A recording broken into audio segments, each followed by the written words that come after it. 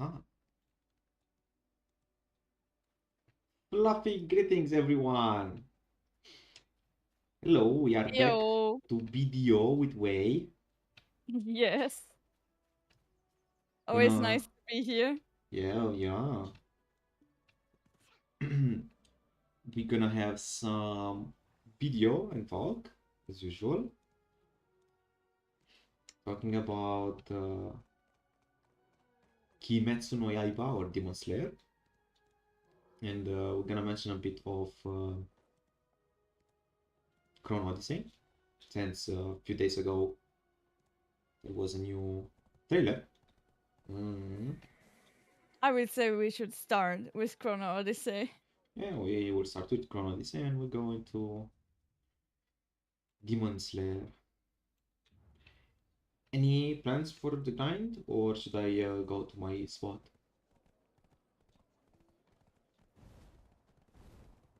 Just go to your spot. Okay. Uh-huh.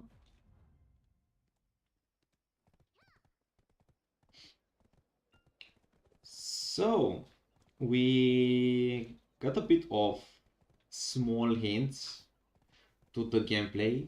I still think the gameplay of Chrono Odyssey is a bit, how can I say, pre-rendered. So I'm not trusting it 100%. It still feels a bit pre-rendered in my opinion. I don't know what you think about that, but that's... I think the same. I get at the moment the notion that this might be an ultra mode in the game, similar to BDO, something that is made just for video mode. Yeah, maybe something that you need the last version of your graphic card, like 4080 Ti or Yeah, something like that. And like, something like that, yes. It's nothing unusual in Asian MMOs. Many have some sort of video mode in the settings that is just specifically for this purpose. I doubt that you can really have those sort of graphics for regular gaming. But I let myself get surprised. If it's a thing, then damn. Nonetheless, it looks super good. Like, honestly. yeah, nothing to say about that. It looks really good.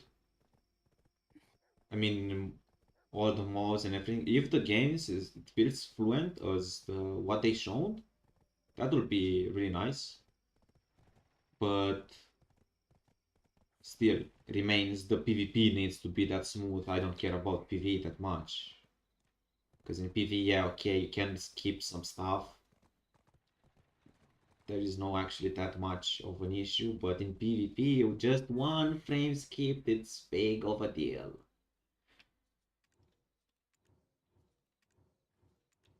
For PvP, I still want to know how they gonna incorporate this concept of them, where the game is surrounded by bending time and space.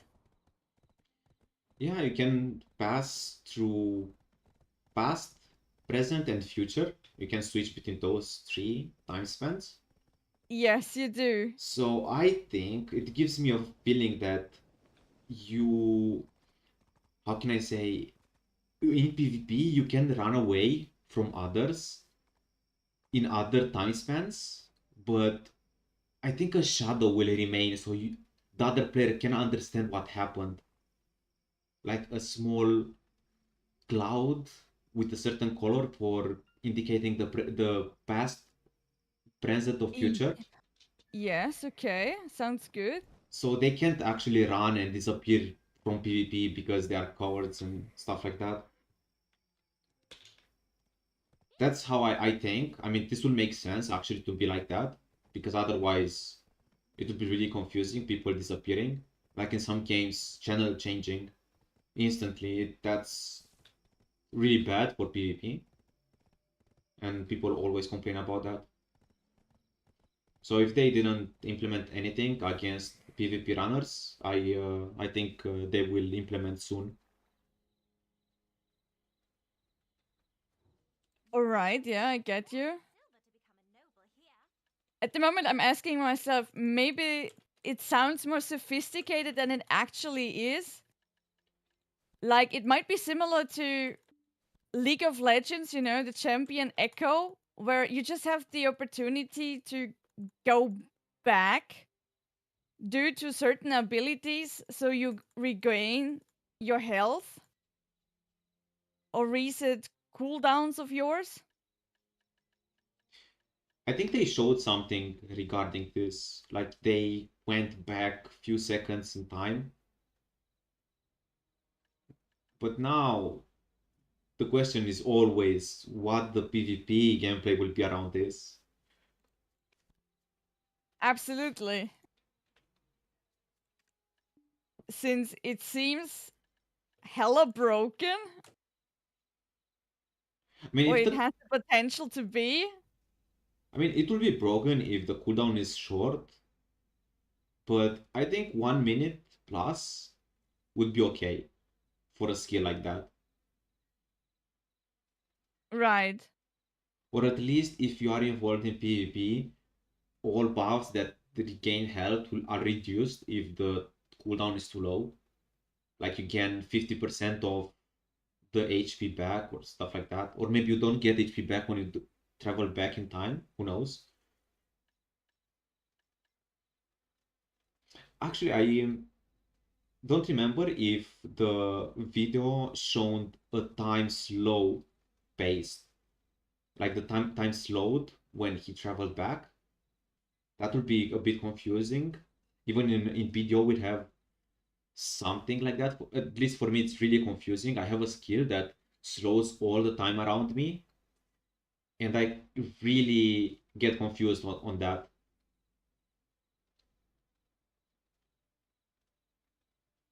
That's why I said it might be that it just sounds broader on paper than it actually is. That it goes more towards certain skills, give you the chance to rewind time, or that it looks like as if you go back and you get a few seconds back of your combat to have another outcome. But I'm with you with the thing that it might all just have long cooldowns, so it's not super broken. Or I would say this is how it should be. Otherwise, yeah, it can get rather confusing. Man, I had something in my mind and it slipped away. Damn it. Uh, So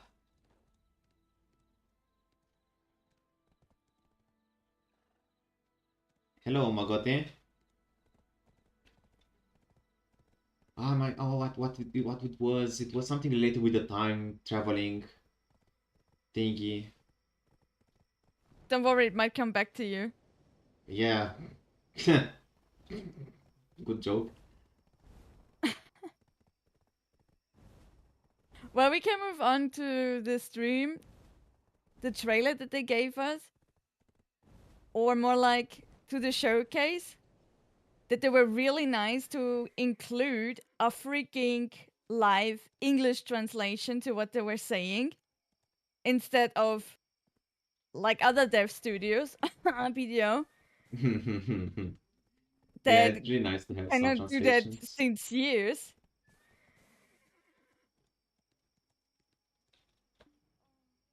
I was really surprised when I saw the live translation. Same here. I was like, has already somebody translated this? I thought this is like brand new. And then I was skipping the video to see who is actually talking. Is this some sort of voice overlay? Is there somebody else? And then I saw that, yeah, right next to the actual person is somebody else that gives an in time translation right away to the audience. Yup, yup. I'm like, damn, wow, so you guys figured this? you guys understood that this might be a right path to do? That when you address your audience globally, that you should include an English translation right away and not be so, I'm sorry, I don't have a better word, so arrogant and be like, nah, this will be fine. We do this in our native tongue, and all of the other plebs, they can translate this fan based on their own. Yeah, I mean, we getting into the times that everything changes, right? Like we have really, really good MMO upcoming for the future years. And I think they want to keep a pace with us and try not to lose everything from here, from Europe, and maybe Americans play some games from them. But Mm-hmm. yeah, I I think we're gonna get really good games, and the era of all these Asian games will kind of slowly go down. To that, I actually have to laugh at the moment.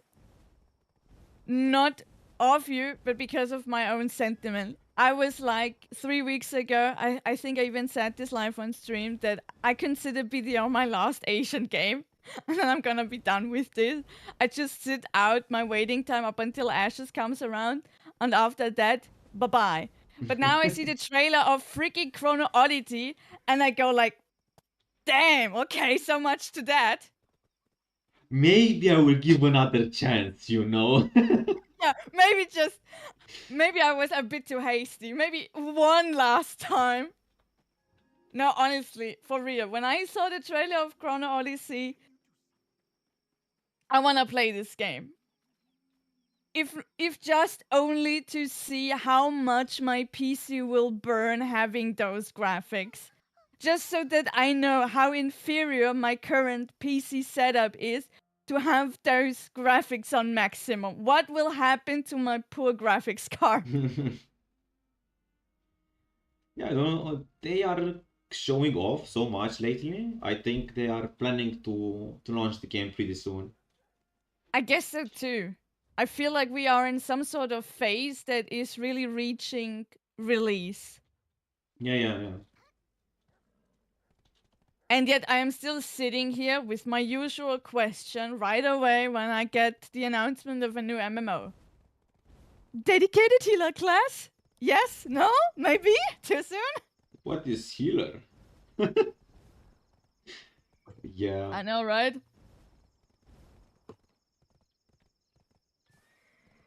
At least some games have trying in a healer class, but I don't know, BDO for me, just the shy that has some a skill of healing that actually does nothing.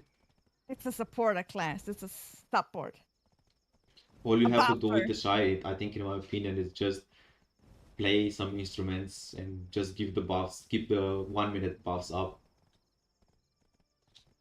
I don't know if you have to do something else with the shy, but that's what I see from now. I cannot go so much into that meta, otherwise I will be pretty boiling. I can only say I don't consider this a dedicated healer class. This is just a support. Yeah, it's a support, it's not a healer at all. Like, what is 1k or maybe 500 HP when the enemies deals 3k a hit? Like, doesn't make sense. Okay, you have a bit of healing, but that's nothing to support any fight at all. Yeah, you have those brief moments in time where you can support everybody, and in this specific time frame, you launch up the people to a greater stance. That's for sure. But it fades away. And mostly what you do is you give away those 3 buffs, which you can chain with each other in a matter of 0.5 seconds. Yep, yep. And it's really easy to do. We just press 4 keys one after another, and you just sing the songs. You don't have to sing the full song, and Yeah, exactly. Even it's that, you can interrupt it so that, yes. all that it takes for you to launch these buffs, if you know how to link them and how to interrupt them, it's a matter of 0.5 seconds.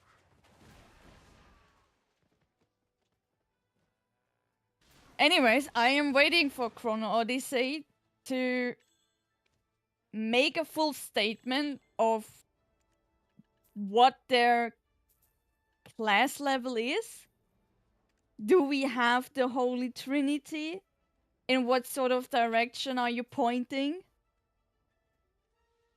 Because so far I only hear we are open world MMO RPG with a dynamic action combat.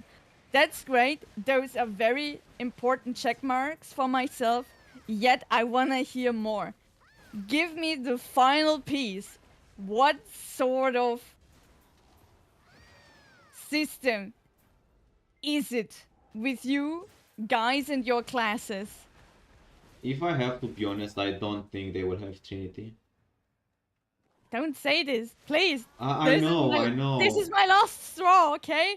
Nothing is confirmed so far. I can still live in my bubble being like... I get surprised. They can surprise me. I know it's an Asian MMO, but it doesn't mean that it has to be DPS Fiesta yet again. Maybe they were a bit smart. Well, I could argue why I think that. So, Sure, no, go ahead. It's fine. Just smash my dreams right away. well, since the traveling it's not really confirmed, so let's count the saying that you said that it's similar to League of Legends champion that I forgot the name for some reason, and I'm playing League for Echo. Echo, yeah. Or even Cillian, even the clock dude goes towards these elements of bending Yeah, time and kind space. of. I know, kind of, but yeah, it's there. But let's And take Echo for an example. That's why I say when I have seen this before, I know that it is possible in a way to implement those elements into a game. And it doesn't need to be overly complicated. And also is not a word for, yeah, we're gonna break the whole system with this. So what I think it will be the healing system won't be potions, won't be pets, won't be healers, but will be the time travel backwards itself.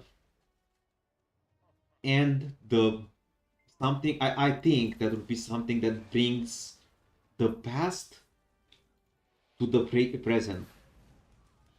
What I mean by that, you will get the stats that you had few seconds ago.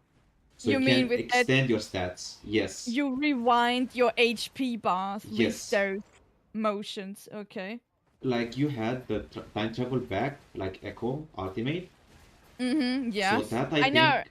And then he gets back his HP, I know. yes. And I think there will be something that brings back the Phantom from the past to the present. So you take the buffs that you had in the past without the HP. And so you can keep up the existing buffs for a bit longer. I don't know, but I have a feeling something like that. They want to make something like that. To be fair, my own thoughts go into the same direction. Yet I still hold up to my one last straw that imagine you implement a healer into this. Wouldn't it make it just extraordinary? Yes. There is actually, I haven't argued that there will be a trinity in a way. So there is a class, there is a video that they show. I know, right? With the Doesn't guy, one look like similar to a lancer? Not really lancer, but it's a shield and a sword. So I want to think a shield and a sword. Sword. Nah, that's not a lancer. Where's this anime? Rise of the Shield Hero. I guess he just comes around to you and is like, hold my beer.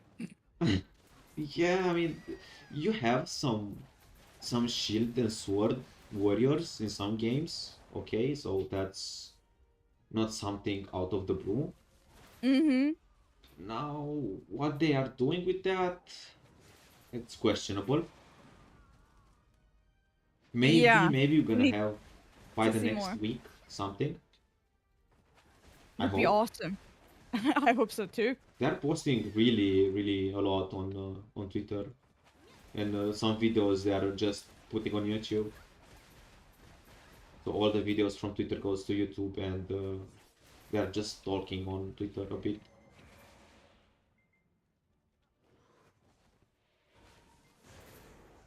But again, we just have to wait patiently, not hype, because this could be No, another trap.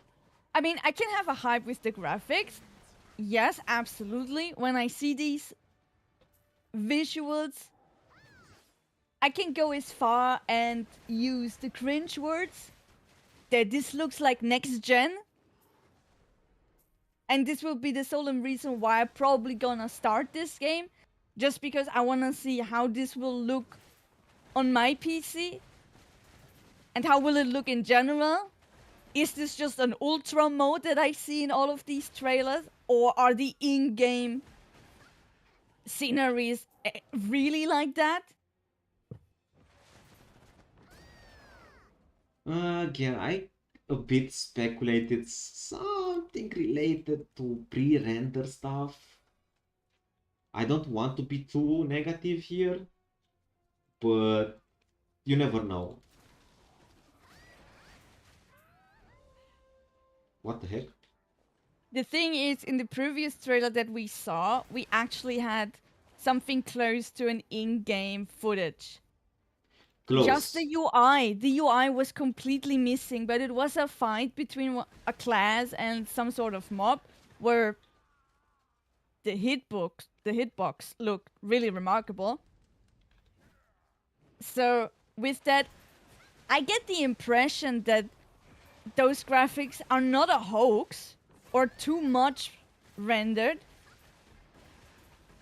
and have actually this sort of a level. That's kind of why I think it's a bit of a cap, All right. because they are showing what we expect not to see. And how can I say, like, they can just paste the UI on top of the render anyway. Okay. So that's easy peasy for they have the raw graphic for the UI, so it's extremely easy to paste that in. So I Okay. don't want to believe, oh my god, they just showed some UI and that's the No, perfect. no, they haven't. The UI at the moment is completely missing. But That's you're another right. thing. Yes, I know. This is fishy. Like at this point, come on, guys, have the balls and just show us something that is direct footage of the game, in game, with everything included, like a UI. I mean, they Stop with know video-like sceneries. they know that the less they show, more hype the game will be. As always, because the lesser you know, the more you can interpret it into it. It's Exactly. always like that. Up until the moment you figure out this was all just a hoax. Yeah, Like Throne and that's. Liberty, it made it seem like that this is an action combat, when in fact it was just a generic top target. Congratulations! Oh my god. Autoplay. Top target. I have to mention that Yes, too. sure. I mean, that's why, in a way, I think Ashes doesn't have so many players that hype about, because too many players know too much about the game already and their plans. So they're like, the game is not finished. I don't care, right? But when you see Chrono Odyssey, it's like, oh, this looks good. Oh my god, how could this game will feel? And you kind of start to hype how the game will be, and think and speculate a lot. So it builds more hype, more players, more people are talking about it. That, and with Chrono Odyssey, you really have the chance to, at least with those visuals, that you think, okay, this can be really another big game in the play.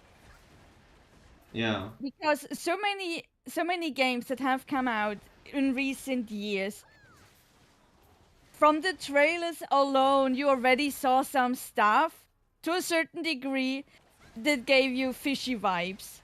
Or it was clear, I don't know, it doesn't sound so dynamic as it should be. The UI is too much like from a console, from a mobile game. It pissed you off before it even came out. But at the moment, Chrono Odyssey really has this feeling again, similar to when BDO was coming out. This could be a true next-gen title. Again, after a good amount of years. Finally. Yeah, see? Exactly. Could be. That's what I say. It's true, but I mean, with Throne and Liberty, I didn't even say could be. For me, this was like, nah, forget about it. It didn't give me this sort of a belly feeling that I have when I see Chrono Odyssey at the moment. Throne and Liberty just looked like some sort of garbage. I'm sorry, even in the trailer. Very generic, nothing new, nothing that gives you the notion of I am a next gen title. I don't know. A bit I was liking the idea of being able to transform into animals from Throne and Liberty. So I was like, okay, this could be maybe interesting in some PvP environment. Mm-hmm. And what could you do? Like you can wait on a cliff and just glide down with a bird. You can just swim and jump on a boat or something and fight big fights out of nowhere. Like engage with the animals more or less. Then use them as a faster travel movement speed thingy. But yeah, then you had the issue that your character was AFK while fighting, and you couldn't hit anybody that was running. And Yeah, but come on, in the trailer of Throne and Liberty,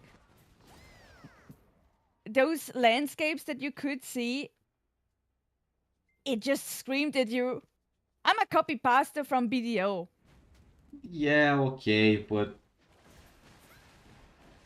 Meanwhile, Chrono Odyssey has such an ominous vibe of Dark Soul, but for the MMO genre, I'm completely hooked. that's what I'm afraid of a bit on this era of MMOs. Why all MMOs have some sort of Souls-like vibe? Why? Why Okay, not? Is this something that is really hella successful? yeah, Just look okay, at thank you, Elden Elden Ring. Ring, Yes. but that doesn't mean that a massive multiplayer will be as good as Elden Ring. I don't want to be mean, but Elden Ring is not a game for everybody. Okay, you That is have a true. healer class, you have a tank class, you have whatever you want in Elden Ring, and you can play all of them as you want, anytime you want. Right, and yet we did not have an MMO of this sort so far. So I'm like, thank you guys. Finally, you bring something new to the table instead of munching down what we had before and you just spit it out in a bit of another format. But you basically just copy each other, no one with some sort of originality. Here there is someone who was like, okay guys, you know what? We are completely fanboys of Dark Souls or Dark Soul games. We're gonna make this now on the MMO stage. What about it? I hope it will go into a good direction, but I'm really, really skeptical about this. Not because I don't think it will work, I hear you. but Same here, same here. It could all just be on paper that it is awesome, but falls completely flat the idea in is the actual awesome. game. Yes, I agree. But there is a certain YouTuber that I really don't remember his name, and I know most probably he did all that just for content, that complained and got Okay. really roasted because he hated on Elden Ring when it came Wait, out. I think Asmon Gold did some reactions to him. wait, You wait. might Are you know. talking about the beef between the Act Man Yes, and that. this? Oh my! I have seen those videos. They were brilliant.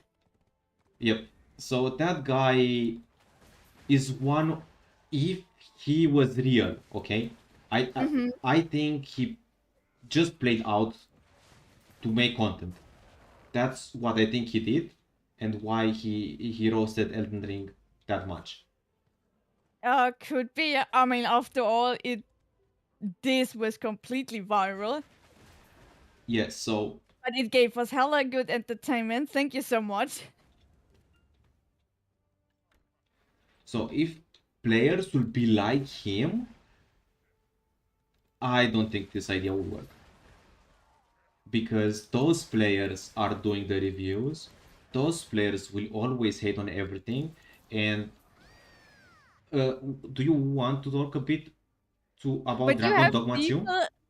you have people like the Ant-Man at the same time who will skyrocket this into high heavens with praise. Yeah. It always happen. It will be good and bad, but bad reviews are more than good reviews. There, how can I say?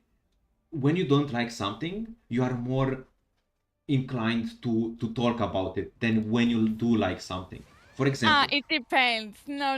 I mean, just the example that you did. The videos of the Ant-Man where he was piecing him out, like all the opinions that he gave on Elden Ring and he roasted him in return for it. His videos became way more successful than what the dude has given away. yeah, I know, but it was even Asmol Call talk about that, and Asmol Call what the review of the review and of the review. We know Yup. how this works. But what I want to say is, for example, Yeah, look on Steam. sure. You know what happened with Dragon Dogma 2 on Steam the first day of launch? Not at the moment. I was about to spoil myself how the launch is going so far. If you want a spoiler, I will tell you how the launch is going. Tell me right away on stream Extremely live, okay? bad. This was so to be expected. The game As always. has 16 or 17 microtransactions in it, and it's a single player game. And Oh, everyone is doing bad reviews about the game. The oh game is really god. good, okay? Yeah, But except for those everything microtransactions. is about the microtransactions. Of And course, the because game on Steam, it's this kind mostly of crap was negative. not there. Yes, in the first. it wasn't mentioned, but on Steam the game has mostly negative reviews. And it's not about the gameplay at all, it's just about the microtransactions. That's all. That's why the game is negative on Steam. But the game is actually good. Look, Everything you to can this buy you can kind of obtain in game. to this kind of stuff, I'm always saying no, it is fair because even though it's not the game itself, to a certain degree, it is. After all, those microtransactions are part of the game and it interferes. And the first part of Dragon Dogma, the first installment, did not have this sort of crap. So it is justified that people go rampage now about it. Like, what the heck, guys? You have such a good game at hand. Why are you doing this crappy stuff? Why do you need to align yourself into the list of developers that are so greedy now? But that's the thing. All Capcom games has this microtransaction thing. Just 1 or 2 euro microtransaction. It's really small, just for some small convenience. Okay, but in Dragon Dogma they went overboard and it's now way more? No, it's the same price. It's nothing. It's the same thing in all the games they have in Monster Hunter World is that too. No one complains about that. Why do you What? complain in Dragon Dogma right now? Like, uh, Monster Hunter can be a single player game too, you just play alone. It's kind of the same concept. Why do you make such a tantrum on Dragon Dogma, which is a really good game? Well, now we need to look into it. Like, did the first game, Dragon Dogma 1, has that already too? Because, yeah, this was 12 years ago. Might be that the latest games of them have the microtransactions by now included. But also the Dragon Dogma IP, was that the same? I don't remember that. See? So maybe people are now outraged because they thought that they go with the same way with the second part, because this IP did not start out with microtransactions, and now they included it there because, yeah, why not? Okay, so now I will tell you what those microtransactions are. So only 2 items are items that you can't obtain in game, and one is, I think, some cosmetic. Mm-hmm. Oh no, one is a tent that I think you can't obtain in game, and the other one is a necklace that you can give to uh, a thingy, to a partner, to make more friendship points, stuff like that. Okay? Those are Okay. the only 2 items in those 17 or 16 that you can buy and are not obtainable in game. And Okay. only the tent is it gives you an advantage in a single player game. Okay, just remember, it's a single player game. Not only that, you can buy currency. I will get this after. So everything, so there is this TP. You can place a TP in the world, so you can fast travel, but you need an item to be able to travel there. And this No item is wonder. limited in game, so you can obtain like maybe between 5 and 7 per round if you don't search for all of them. Wait, my I horse is see. getting hit and I don't remember where my horse is. Whistle it. Ah, it's not taking too much damage. Maggot says, if it's a single player game, how come people complain about non-mandatory Yes, people complain about not mandatory microtransactions because it's a single player game and they just want equilibrium. The only thing that affects the game in a multiplayer concept is that your companion, you can share your companion with everyone else. But this companion is locked between a price, so you have to pay a price for the companion if it's higher than your level. When you hire another companion, you have to pay some in-game money. It's not money that needs to be bought with microtransaction. You can do that, but you can obtain that currency in game pretty easily. And that's what I don't understand, why people complain. Because it's a single player game, you don't have to buy it if you don't want. You have everything in the game already. That TP that I was talking about, you Okay. could buy one, okay, only one, and the maximum that you can place are 10. In a playthrough, you get between 5 and 7, okay? And Yes. you can get more on NG Plus, New Game Plus. Like after you finish the game, you start again.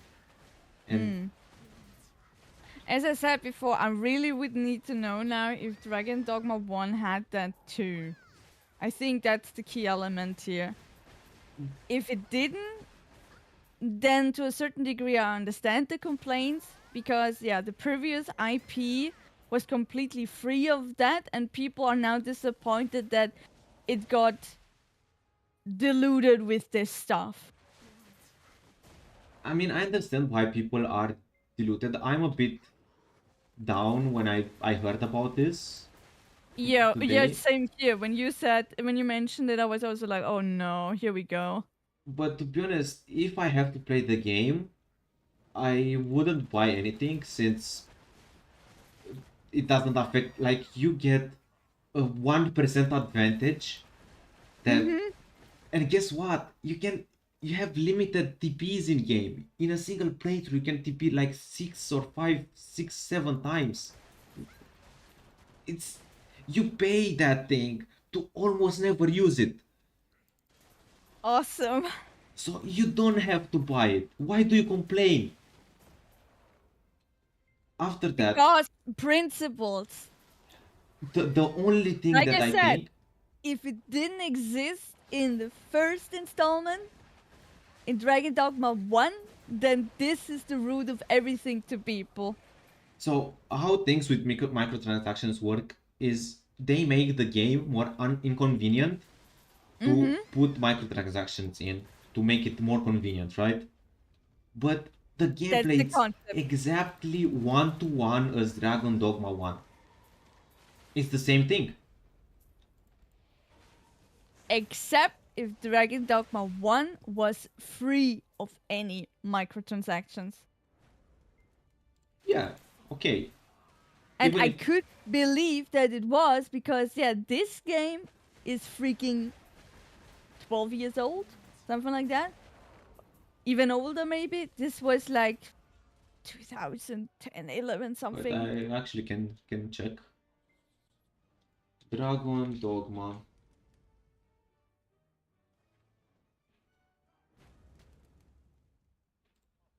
What? What's up? I have the game ignored on my Steam. What the heck? Since when? Say what now? For some reason I ignored the game, so it doesn't appear on my feed anymore. It heard you complain and was like, okay, I'm out of here, What dude. the heck? On wishlist back. It just has the Masterwork collection. No, it doesn't have anything related. Oh, actually the Masterwork collection, I think it's soundtracks. Yes, soundtracks. So what they did, I think they did a DLC that was free for Dragon Dogma to implement infinite TPs and obtainable stones to TP to the portals that you make. Wow, okay. That's the only thing that they did in Dragon Dogma 1 that is different from Dragon Dogma 2. But now let me get you what I don't like about the game, and you can make only one character. If you make a bad character and you don't like the character how it looks, either you have to grind to buy a book to change appearance, or you do a microtransaction. Okay? And yes. So you mean you can only make one character at a time and not have several? No, you can make only one character. Your main character can be only one and that one only. Like in Elden Ring, you can have 10 characters. I just want to make the comparison because in Elden Ring you can do another character and just start over right away. Yes, I have 10 characters and I start from the beginning. I can delete it whenever I want. In Dragon Dogma 1, you can't delete the save. Someone deleted the save and I heard that he got banned. What? Yes. Will you get banned? Excuse me? In a single player game, yes, you can get banned. And they saved the save on the cloud. They had some issues with the save system, I heard. Oof. So, okay, it's a bit more to that, but the main reason for the mostly negative reviews on Steam is the microtransactions, which is really funny.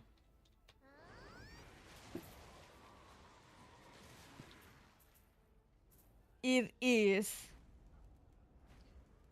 So once more, if their first game did not have that, and all of these hardcore fans who have waited over a decade for a second part, they're gonna rage out right now because, yep, their beloved game, the original, was not infected with this sort of modern stuff.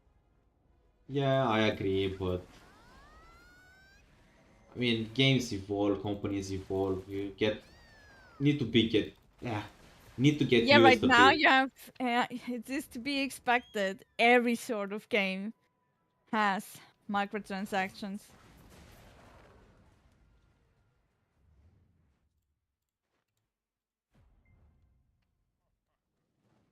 Come on, horse, stop getting stuck in the mobs.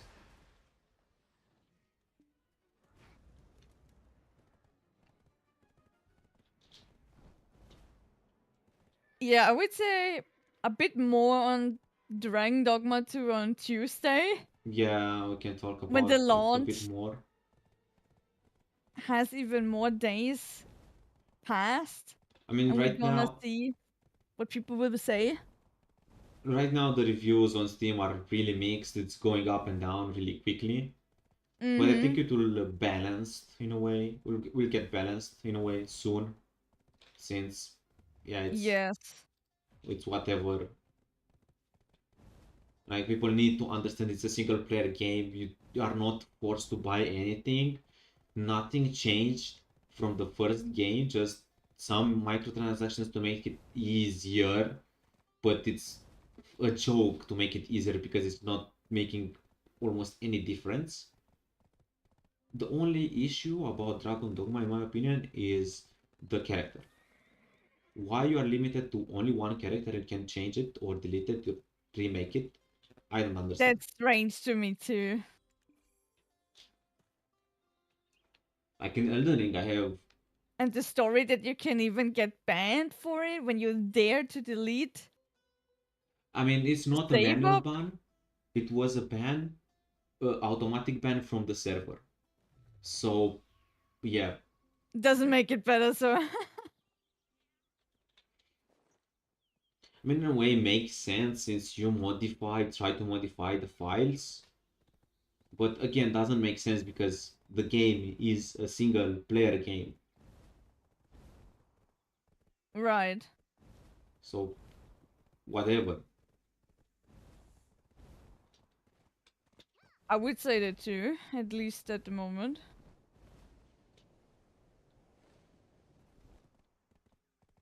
But I'm gonna spoil myself more on Dragon Dogma, and then on Tuesday we can rewind on this conversation.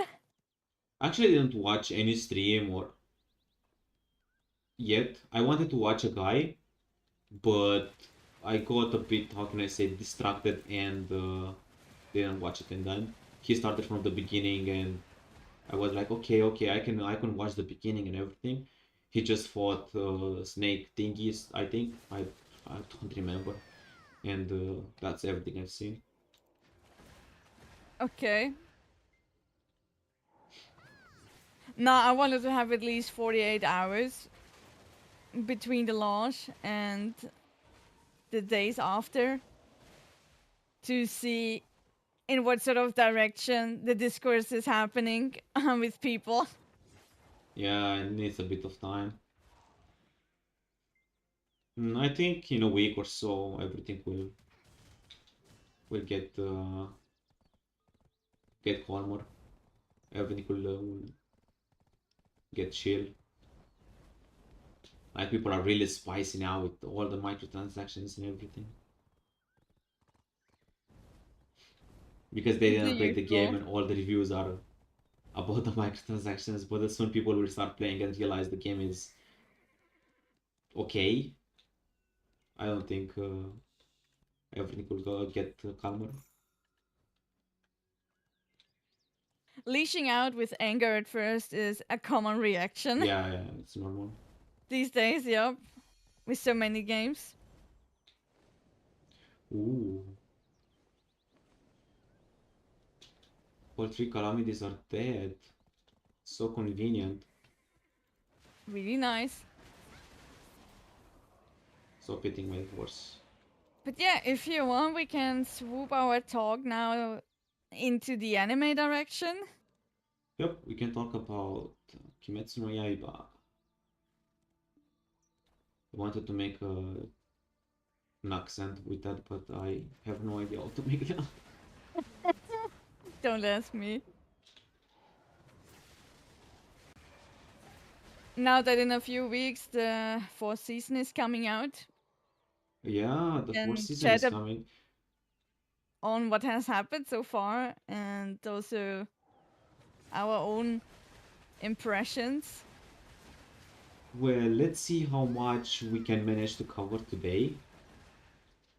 Okay, sure. And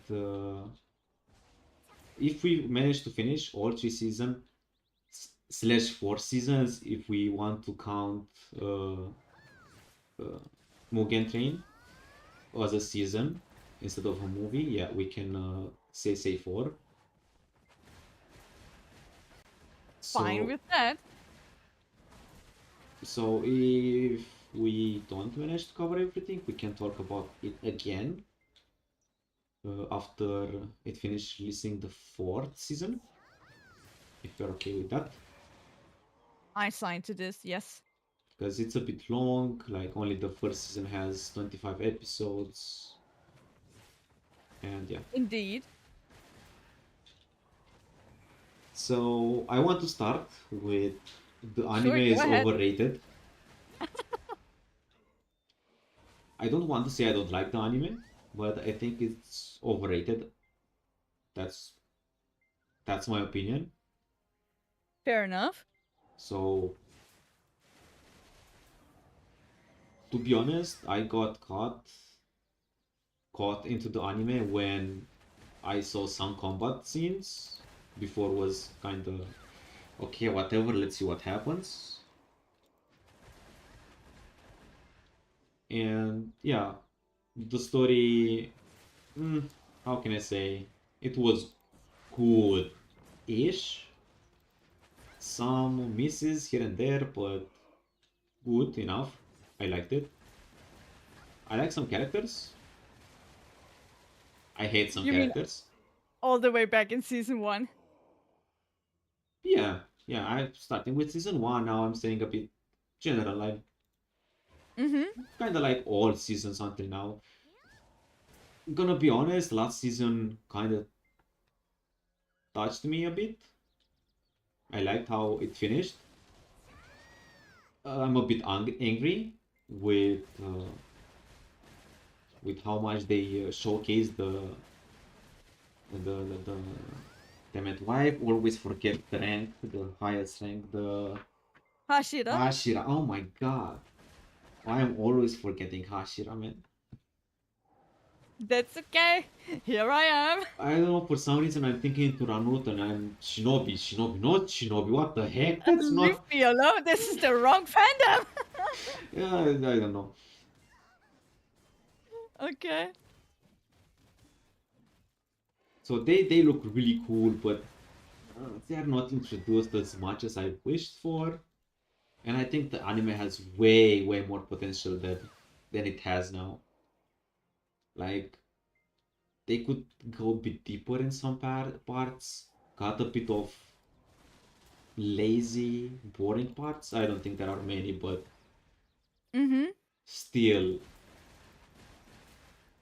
a lot of stuff could be added to make the story even more rich in content and story. As for example, there are so many characters, even Tanjiro at the beginning, you don't know anything about him. And you start to understand a lot of stuff, why he's remembering stuff while he's almost dying every time. Yes. That's the only way you learn stuff about him. Oh, actually, not only about him, about everyone. Yeah. I When the remember. characters are on the brink of death, all of a sudden we get those full fleshed out backstories. Yeah, that's what I hate the most about anime. So, yeah. Okay. Just I can totally understand you, really. it's so cool. The combat, all the animations are looking good, and then you put salt into my eyes with something that is not combat anymore, and I'm like, I want more of that. Give me my candy back. Where is my candy now? Yeah, I know what you mean.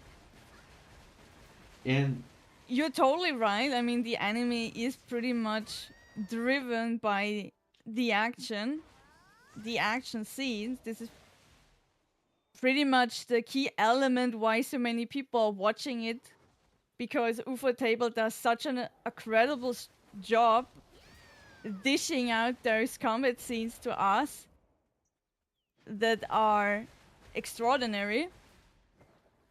With the story, I would say that don't hope for too much, because Demon Slayer is not that kind of an anime where you can go full ham being analytical or even found whole YouTube channels around your fan theories. The story is pretty much what it presents to you. There are no really any sort of subtext layers or stuff that gets twisted later on and you need to remember everything, otherwise you wouldn't understand it. No. When it tells you, here's our main character, his name is Tanjiro, and he becomes a demon slayer just for the purpose to turn his sister back, this is the main focus, this is the premise, it doesn't change, it is as simplistic as it is. And that's also the thing with all the other characters. There is a When you scene. see... Yeah, sure. Sorry, I'm interrupting you. There is No, a no, it's scene at fine. some point that a demon is telling him, "Why don't you become a demon right now, and I'll spare you and your sister." Right? I think it's in the third season when they fight with the big beefy guy with the two swords. Yeah, memory is not my side right now. And I was like, what if he said yes, man? What if he said yes? Of course he says no. We are talking about Tanjiro after all. He is way too much of the good character. I know. That's what I hate about him. Oh, come on, why? It's so positive. Like, you already know everything that he's gonna say before he's gonna open his mouth. True, he is very much a ray of sunshine and the good guy. Yet, is it really so bad that you have a character like that? Don't mean That's it's why... bad, Okay. but it gets a bit annoying at a certain. Look, I think maybe you need to consider in what sort of position he was raised. After all, he was the oldest son of his family. So, how many siblings did he have? Like 5 or something? 5 or 6, I don't remember exactly. Exactly, 5 or 6. It's the same that I have in my head. So, if you are the eldest son in your family and you are constantly in the position that you are sort of role model at all given times, to me this makes sense that you just end up as some sort of young adult where, yeah, you are overly positive and you try all the time to show yourself from the best side. Not only was he the eldest son, he was also kind of like the first man in his family. After all, his father died. So in this sort of era where we are, also his mother is totally dependable on him. I think this ages you in a way that we cannot so much relate to. When you are all the time there and you need to provide for your family already, you need to be a role model for your younger siblings. Yeah, as I said, to me it makes sense that you end up as someone that always tries to do the right thing. But Tanjiro actually is not all the time so kind. He also has other emotions. It's just that it takes really much up until they come out. But those moments are there. He gets annoyed by Zenitsu, for example. Sometimes he lashes out on Inosuke. And during battle, his anger breaks through him on countless occasions. Yeah, but it's kind of the same stuff when the bad guy is getting sentimental. Like, he always tries to find the positive side of all coins, the good side of all coins. True, but maybe because he is one of the few people that always keep it in his mind that demons are humans or actually started as humans. Those are not some sort of beast creatures who happen to be in the world out of nowhere for some sort of reason. He knows from personal experience very well that each and every demon was once a human. And he gives them always the benefit of the doubt for that. That's true. That's true. Now, I mean, when you get let's get the example that he has. When your sister, the only family member, is left alive, I think yeah, a bit you get shaped into a different person. Yes. But I don't know. I really don't like this over positive side of him. I mean, I understand in a way why and everything, but I rather listen to nonsense that Inosuke says all the time and how stupid he is and how animal brain he has than listen to him all the time. Right, though with Inosuke, you actually, they're both very in contrast to each other. Inosuke is in a way the only child that got raised out in the woods, and this is why his character is so wild and raw. While with Tanjiro, he is the one that was within a family of many, and he was in the position, yeah, to be a role model to others. Maybe it's because people like us in modern time, we can way more relate to Inosuke because we don't have that many siblings. And in modern times, it is told to us so often, yeah, just be yourself and bring it out to the open.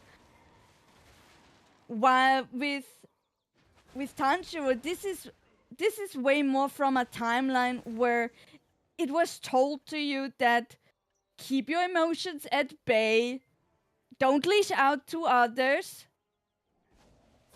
and try to have a friendly level with family, friends, and people in general before you leash out of nowhere.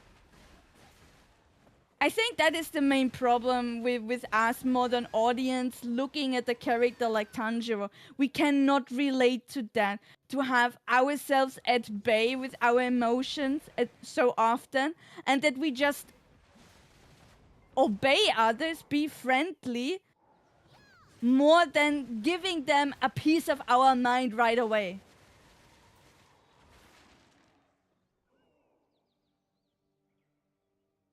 I think in season 2 you see this very well in the way how Tanjiro behaves in his own house that he gets selected to the others.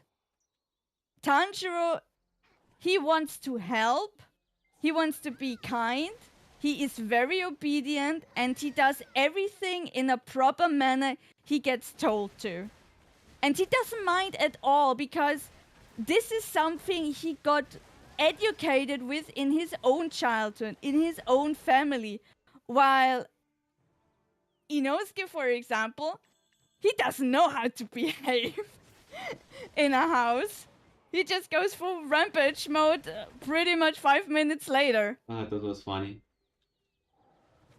That was funny. That part there. Yeah, I like his animal brain. Yeah, I mean, me too. Me too. Yet, I can't see why Tanjiro is the way he is. Because I can't put his character into the context of the timeline that he was grown up to.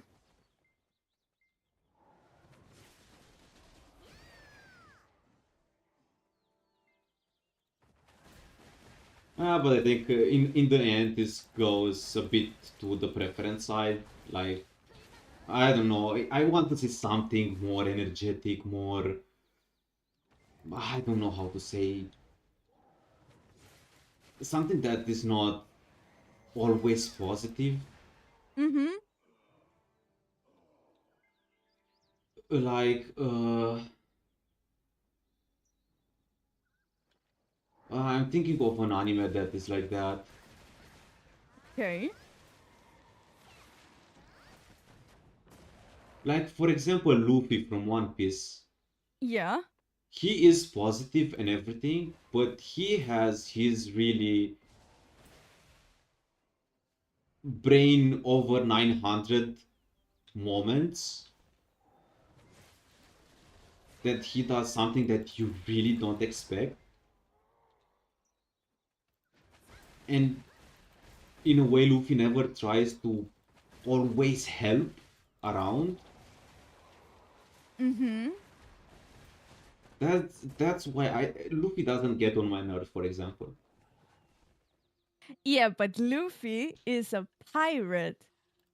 Luffy goes to the rebellion side. Now I'm gonna ask you, if you put Tanjiro into the universe of One Piece, where do you think he would go? The Marines or the pirates?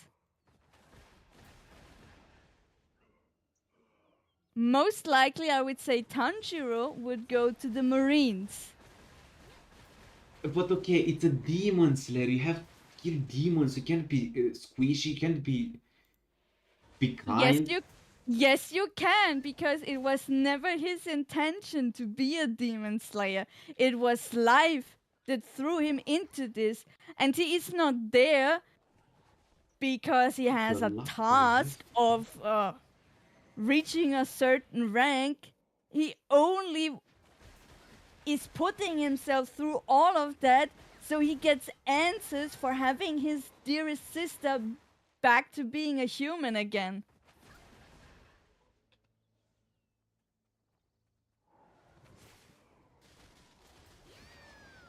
That's why I say, what if he Okay? said yes to being a demon?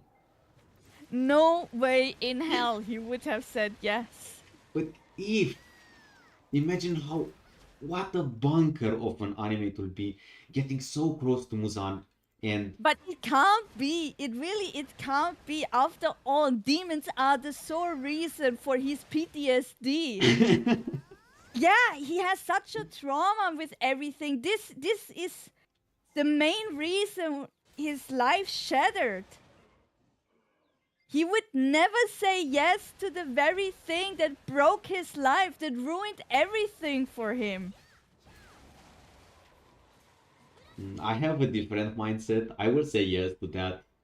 Just, I don't care how I die. When I die, I just want to see the guy who made my life miserable suffer.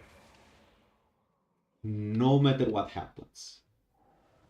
He gets those moments anyways by defeating them. Yes, but he could have been a demon. Using, I think in the end he will use a lot more breathing techniques, and he could have used even blood techniques, blood arts. Ah, cool, huh? Fire breathing technique, blood art. Fire, Tanjiro, fire. Tanjiro is not power hungry. He just wants to carve himself a path where at the end he has the opportunity to turn Nezuko back to human. And he knows he can achieve this by joining the Demon Slayer squad in order to get some information that leads him to the goal. But joining demons themselves, no way in hell. He despises them. They are the core reason why he has to go through all of this in the first place. If they wouldn't exist, if they wouldn't have brought suffering to the world and suffering to his own life, he wouldn't even be there. Nah, I stay on my point. I don't like Tanjiro, I'm sorry. I rather listen to Mitsuri always saying, "Oh, I love this, I love him, he's so cute, oh my god, this and that," which I hate, but I like her. Then listen to Tanjiro talking all the time about, "I want this, I want that, no, I want it to be right." Ah, come on, man. You Lol, want okay. Nezuko back human? Work hard for that, not with luck. Because come on, how much luck did he had until now? A lot. I think his luck One is one could argue with that, honestly. What sort of luck do you have when in your life 90% of your family gets slaughtered? What sort of bloody luck is that? okay. I think it wasn't a coincidence that his family was slaughtered, since his family is related to the sun breathing technique. Yeah, but at this point he doesn't know shit about that. I'm with you. I totally agree. I also say in the end it will all be revealed that his family being dead is not just happening random or did happen random. There is an actual meaning to that. But yeah, at this point he doesn't know. I mean, come on, it has to be obvious. I mean, he's so blind, he doesn't see that. Even all demon says, kill the guy with the earrings, the thingy earrings. Man, that's... Bro, is this Look, guy he... No. how should he know?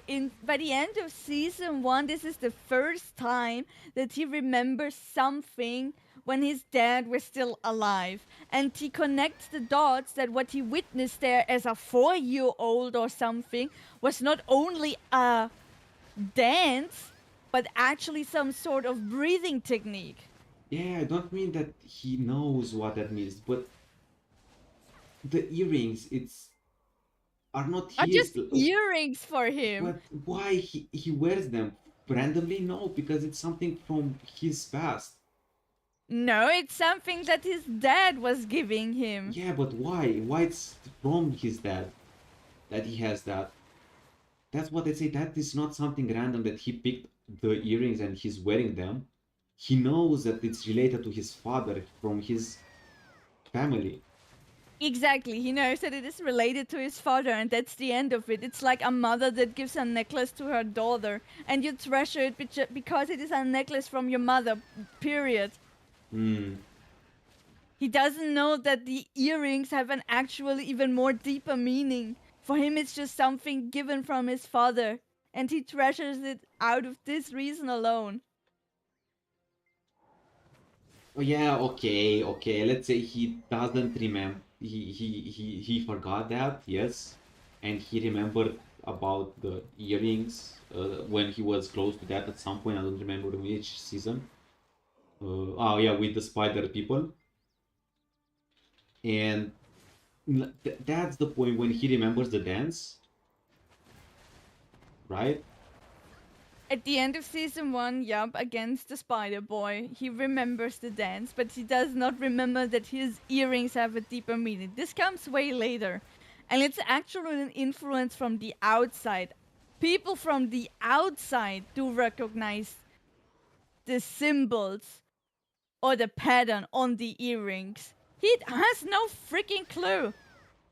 But why? Why? That's I don't understand why. Why would he? His dad died way too early. There was no knowledge passed to his son. Yeah, but wait. I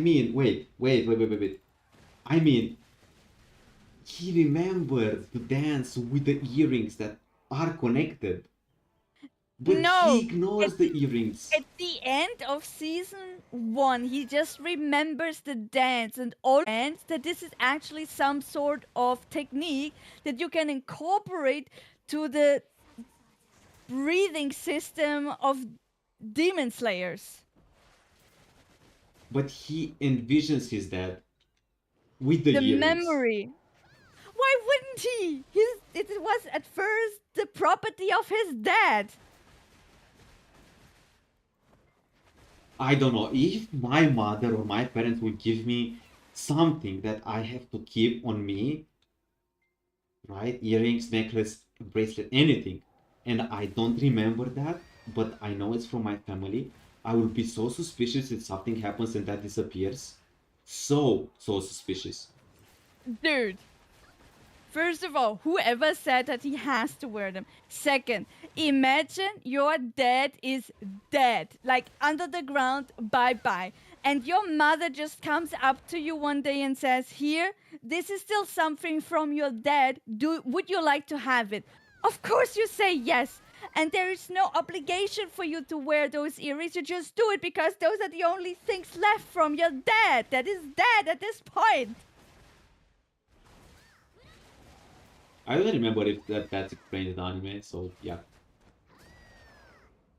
It isn't explained just because of this very reason. This is what I'm saying. Don't overcomplicate Demon Slayers. It is not an analytical show. Everything is kind of really simplistic. There's a young boy, he lost his father, and those are just some trinkets left from the dead dad. And he wears them just because it's something, from his deceased father. I understand, but it's so simplistic. Yes, Demon Slayer is very simplistic. It is not on the scale of One Piece, where you can, as I said, found whole YouTube channels with fan theories that go viral every second month. It's really kind of like lay back, enjoy this show. Everything that is presented to you is exactly the way it's presented to you. There is no double meaning, nothing. And the best thing about it is the combat. Just wait up until the moment we go back into combat and you have pure eye candy in front of you. But the story, no, don't dig deep into it. To be fair, in fact, if you dig too deep, you see so many plot holes that you can start raging about it, being like, what the heck are you doing, guys? Honestly, what the heck? Yeah. My most favorite thing in this regard is the stuff with the Wisteria flower. When it got revealed that Wisteria flower is a weakness to demons, that it hinders them in their healing stasis, and they cannot be as dynamic in combat anymore. I'm just like, hello? Why isn't everybody running around with a big bag of Wisteria flowers? Why is this not something incorporated into the fight each and every time? Hi, Sonny. This is, I mean, imagine like some sort of vampire hunter goes out there for hunting vampires without cruxes, without garlic, without silver bullets, nothing. And you call yourself a specialized group of people? It's specific for slaying demons? They are too proud to use this Picrew. Ah, They use their I see. sword. Okay, I take this explanation. This is very good. Actually, it makes sense if you let me analyze deeper and speculate. Sure, go ahead. Go ahead. We're all about speculating here. So, second season, the guy name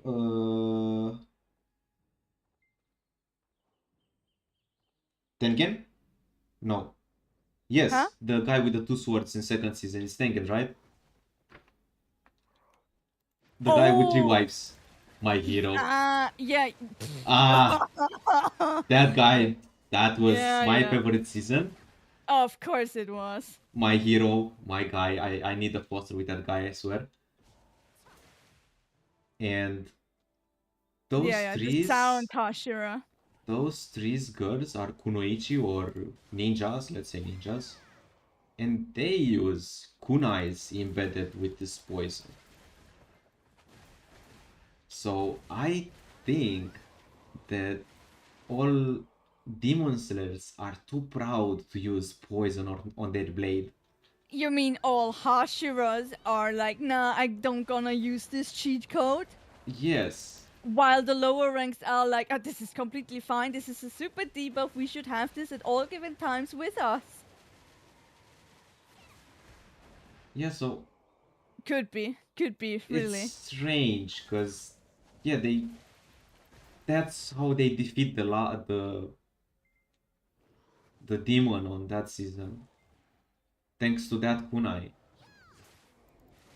Yeah, at least they're able to decapitate both of them at the same time, but really working together and using all of the utilities they have at hand to their advantage.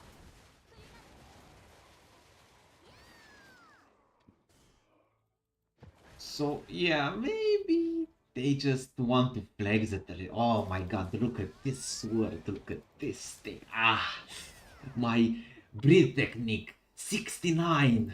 Ah, 69! I mean, honestly, this guy could really have a sound breathing technique 69. Mitsuri might have one. She's the love breathing girl. Oh my god, the misogyny in this anime, I swear. No, I really like this girl. To be fair, even though she is a bit of fan service, but I'm also a fan of Mitsuri. Because even though she has this love breathing, very feminine, she is still so much portrayed as the character that is really the strongest. Yes. A woman with muscle density that goes beyond everything that you have ever seen. I support this, like, damn. I like this concept.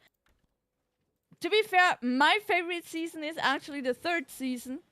Because screw this guy with his 3 wives that are so indifferent from each other. Just 3 chicks with the same body type, with the same height, with the same strange fashion and taste. Man of culture, run around come like on. Ninja hookers. He's a man of culture. Yeah, sure. Give me a break. He knows what man knows. That's the thing. And that you just surround yourself with a harem where the only thing that splits them apart is a bit their personality. Otherwise, they look exactly the same.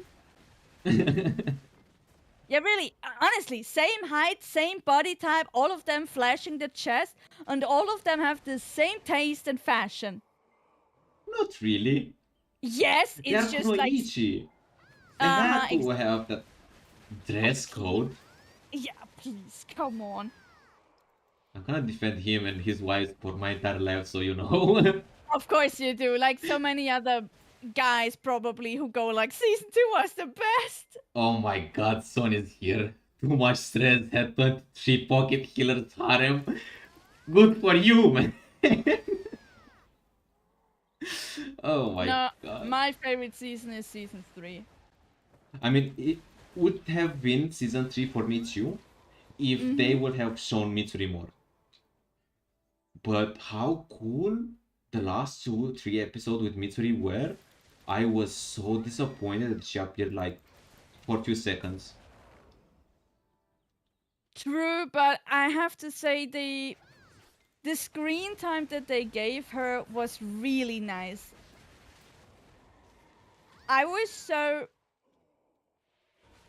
enamored in a way with the scene where all 3 of them carried her and saying, we need to protect her because she's the strongest of us all. She cannot go down. And they all were, putting their heart into this girl, going like, come on guys, put your strength into it and we're gonna save her. This was really something for me because I have not seen other shonen anime where a girl gets so paraded. Usually it's the guys where everybody is like, this is the main dude. He is our main priority and we need to protect him no matter what. And here everybody claps around one girl and goes like, holy damn, she is the real deal. She's our savior. And before everything else, we need to make it happen that she is protected and she can still fight for us. Otherwise we would be so screwed. I've never seen this in another shonen anime. Wait, Naruto. What do you mean? Oh, please. Come on. Please. Tsunade. Come on. Yeah. In between, sometimes. But she is an older woman. She's, someone who how to say, she fought for her spotlight. When have you ever seen a shonen anime where one of the youngsters that are still in training, one of the girls gets such a spotlight? And it is absolutely made clear she is the strongest. She even outscales every freaking guy on the scene right now.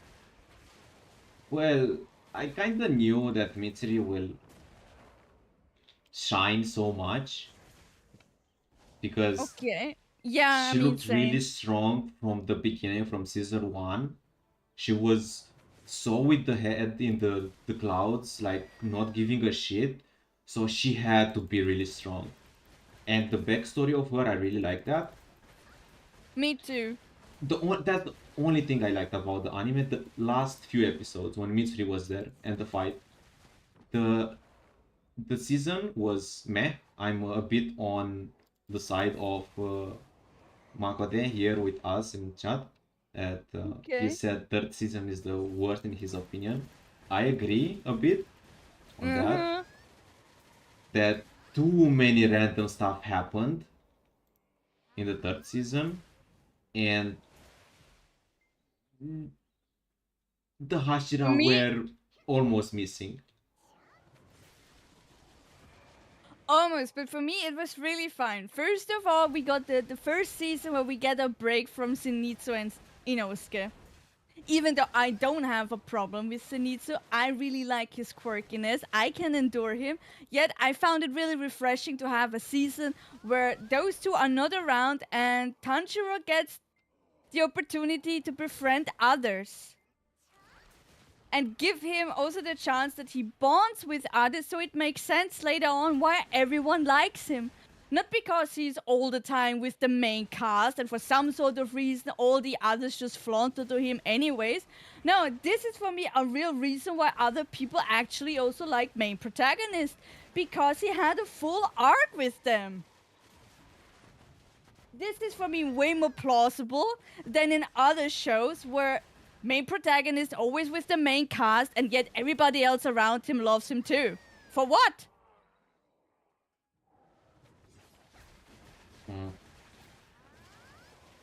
So this I liked, and the Hashira, the Mist Hashira.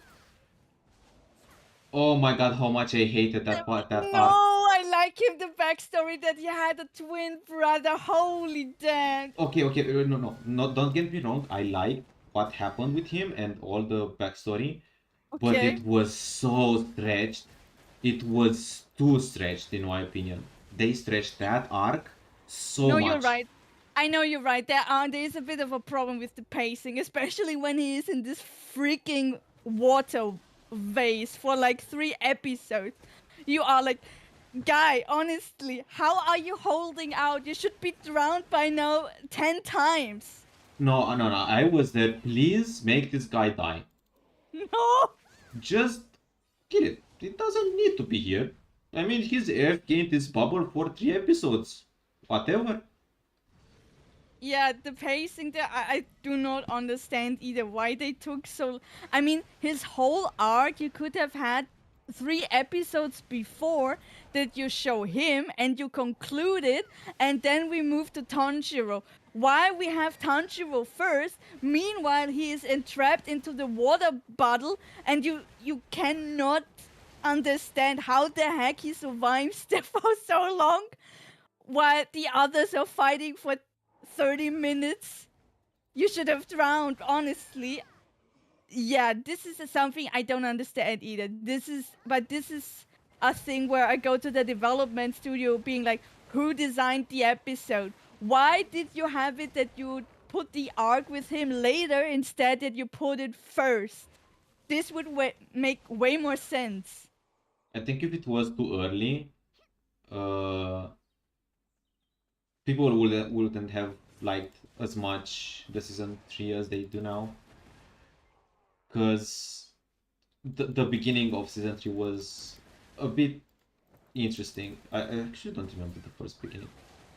It is right after the battle when they managed to decapitate those 2 demons and launch a strike in defeating the upper or one of the upper ones in over 100 years.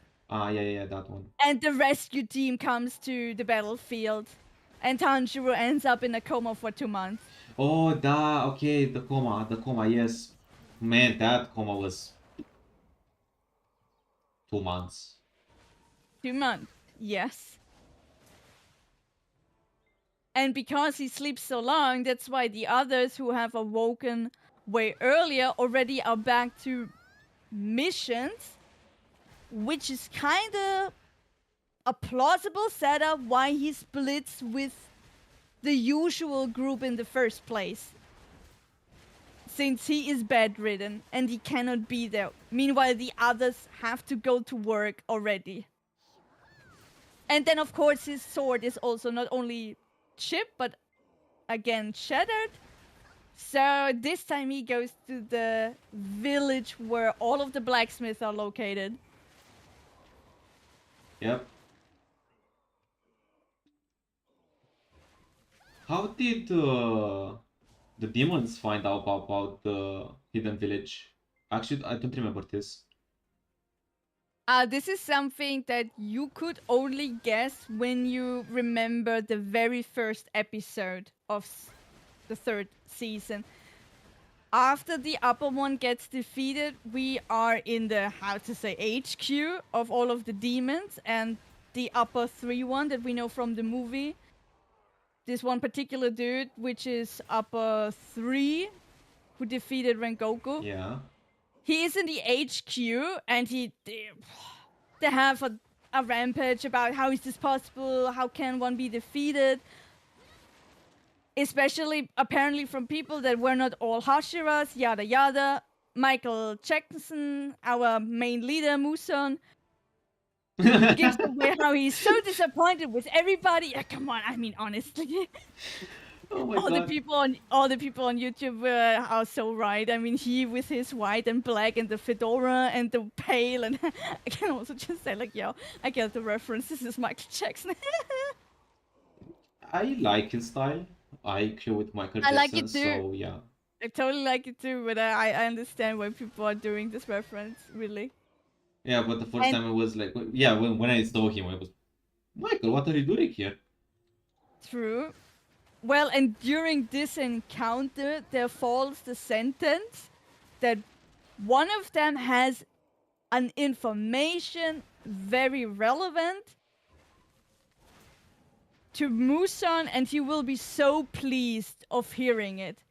That is all that we get. We actually never have it revealed with full confirmation what this information is. But later in the season, you can guess that this is all related to the location of this damn village of blacksmith. I see.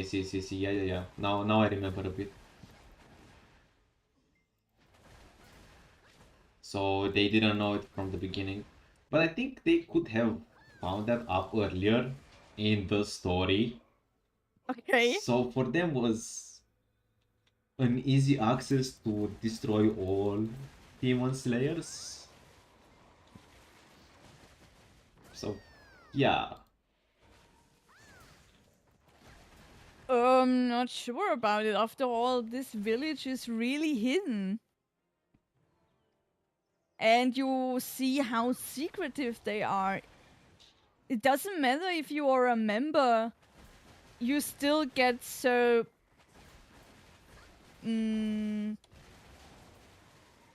purposefully confused where it is located. You see it with Tanjiro. There's a blindfold, there are earplugs, even Nice plug. Exactly, there's even stuff in his nose. He gets transported and handed over by several people, exactly. So they really try their best, I would say, to have it hidden as long as possible. Yeah, but I mean, a demon would see that and just follow. I mean, okay, for a person that is transported, okay, that's okay, confusing, yes. But if someone just follows you, it's Yeah, that. but how should the demon know when to follow you? Tanjiro got the sword broken. So if they keep an eye on Tanjiro, they will find out.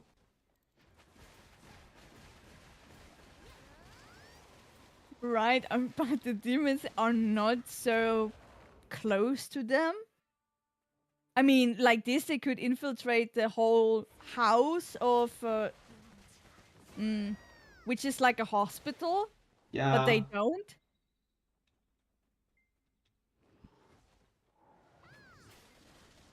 So Yeah. I would guess the demons don't even know where those recovery centers are.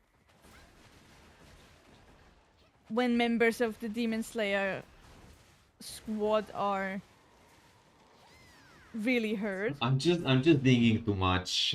Yeah, yet again, I'm telling you, don't think too much. It is not meant that you analyze Demon Slayer too much as a show. I know. But it's really easy for them to lose everything. I mean, if all Hashira are in the same, not Hashira, all upper ranks demons are in the same place, they will win 100%. So all they have to do is gather in a random city, destroy stuff randomly. So they send all the Hashira, they kill all the Hashira, and they won. Easy. True, it could be so easy. And I Muzan would is say you. stupid. That's the answer.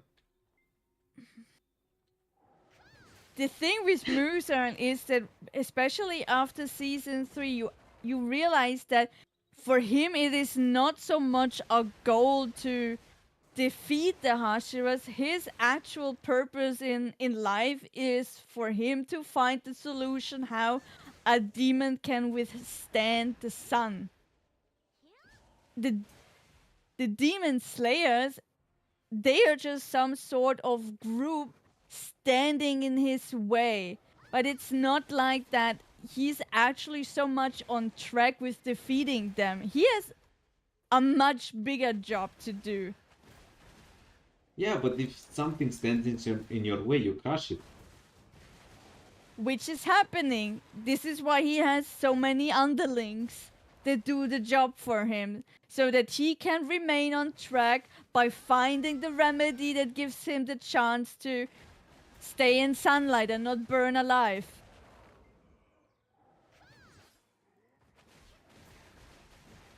And now that you said that, I want to know what happened in the last season.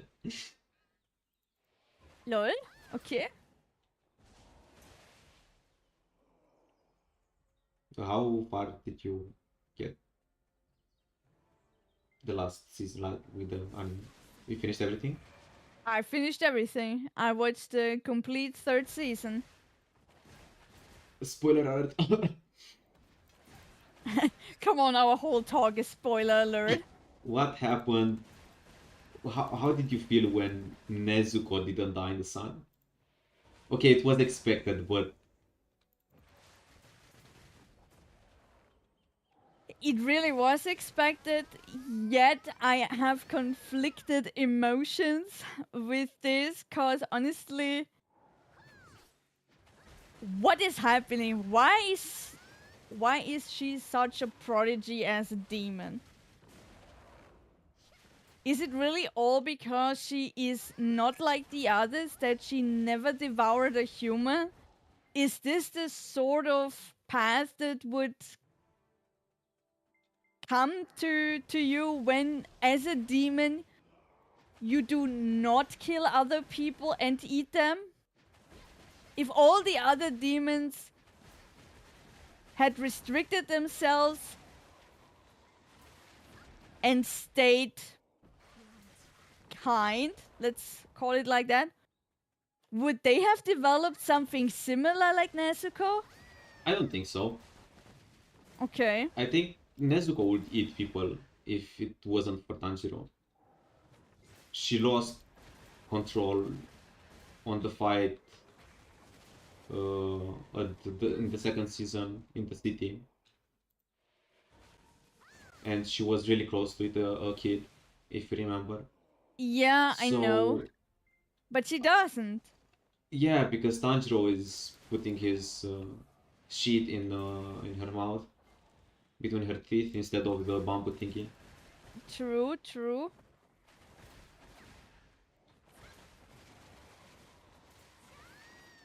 But I have this question, yeah. Is this a sort of thing that would come to demons if they would not devour humans?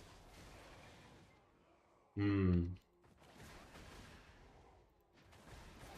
I don't. They can resist a certain time, right? Mm-hmm. But after a while, they certainly 100% are not able to resist anymore. Like with the vampires in all the movies, you have the urge to eat. You need to eat the blood to stay alive. So same for them.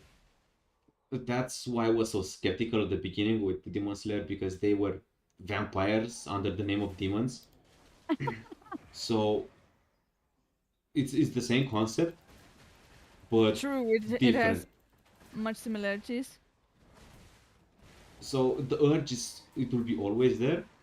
They can't resist for some reason. I don't know why. So even Nezuko without Tanjiro will have fell for this urge and ate people anyway. True, and yet she doesn't because she has Tanjiro. I mean, this is a duality for sure. Yeah. Both are very dependent on each other, and because they have both of each other, they can go to certain extremes. Others do not. So let's say if another demon would have someone dear to them that keeps them at bay, would they have developed something similar because they are on the same track like Nezuko? Or does it all come down to because, after all, also Nezuko is the child of her father? Also, she has this blood. Also, she has inherited the bloodline of sun breathers. If someone like that gets by accident turned into a demon, does this explain her specialty or her chosen thing to be a chosen one? Because by accident, someone that would have been a prodigy for being a demon slayer with her bloodline got turned into a demon instead? Probably it's something related to the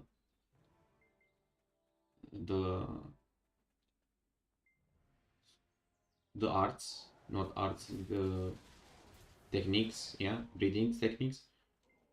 Now it's questionable. I don't know. That's a lot into speculations, you know.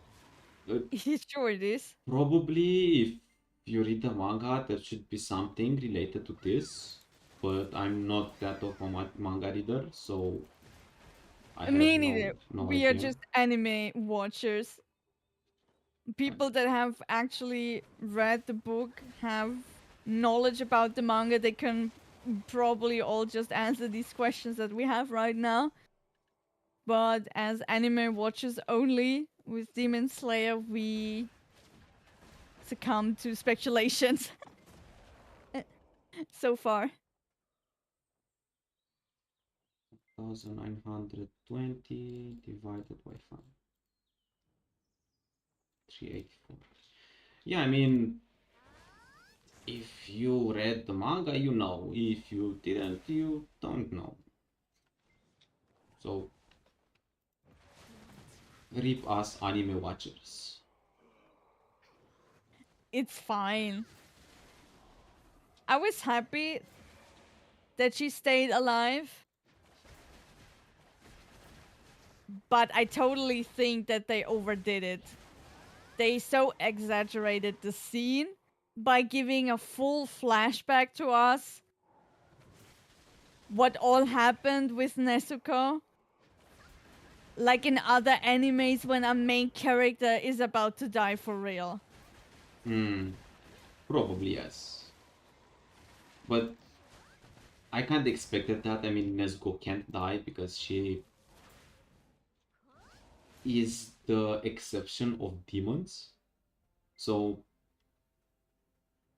yeah, it was predictable that this will end like that. As soon as I've seen the sun, I was like, okay, I felt bad. I didn't want her to die at all. But deep in my heart, I knew she can't die. I knew that as well. She's an MC. She's immortal. She has that immortal object on her. She cannot die. But I felt it. That scene made me really, really feel it. It was an emotional roller coaster. Yeah. It's not like that I was untouched. No, I was touched by this scene. Yet I still say you overdid it. Like, don't give me the premise of like somebody is really about to die and you give me a full flashback of stuff that happened from season 2 to season 1 even. Like she's about to die for real.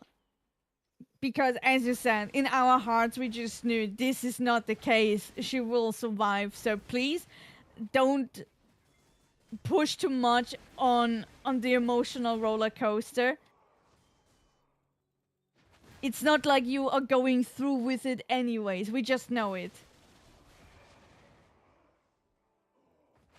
Again, I'm going back on my point. I hate when flashback happens in important moments. It's either for pressuring the moment or just to feel time in a show.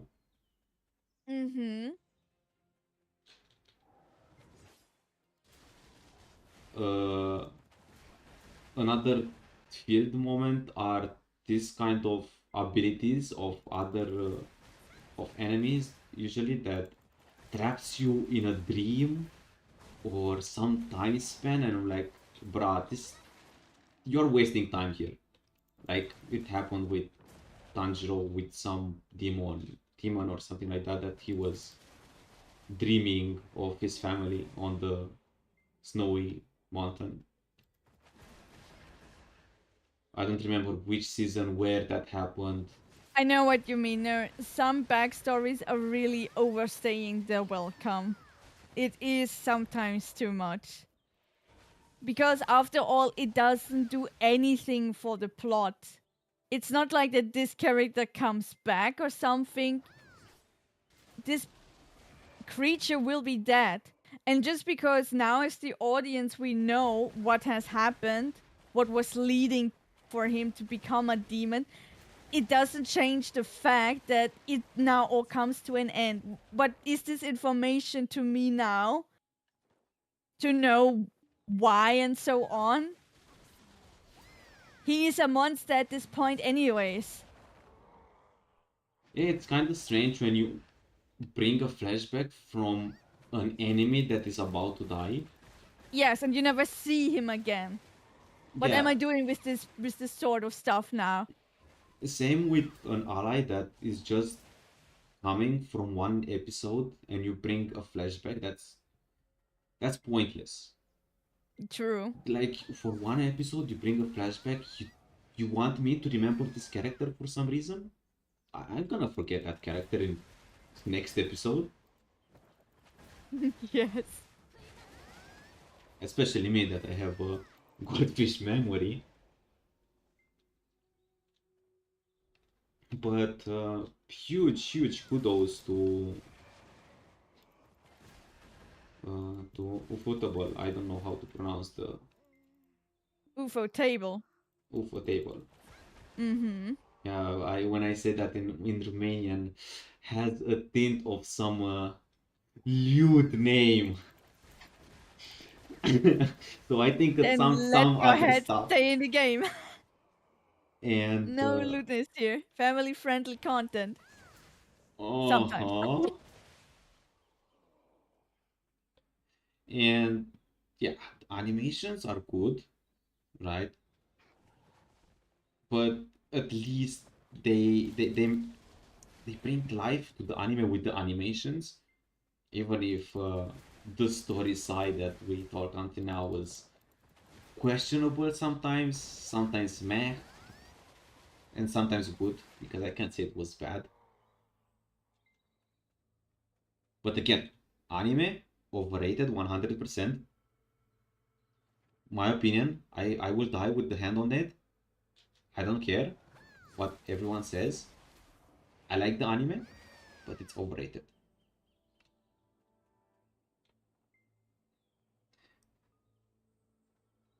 Yeah, I think that, yeah, you go know, ahead, sorry. continue. Yeah, say.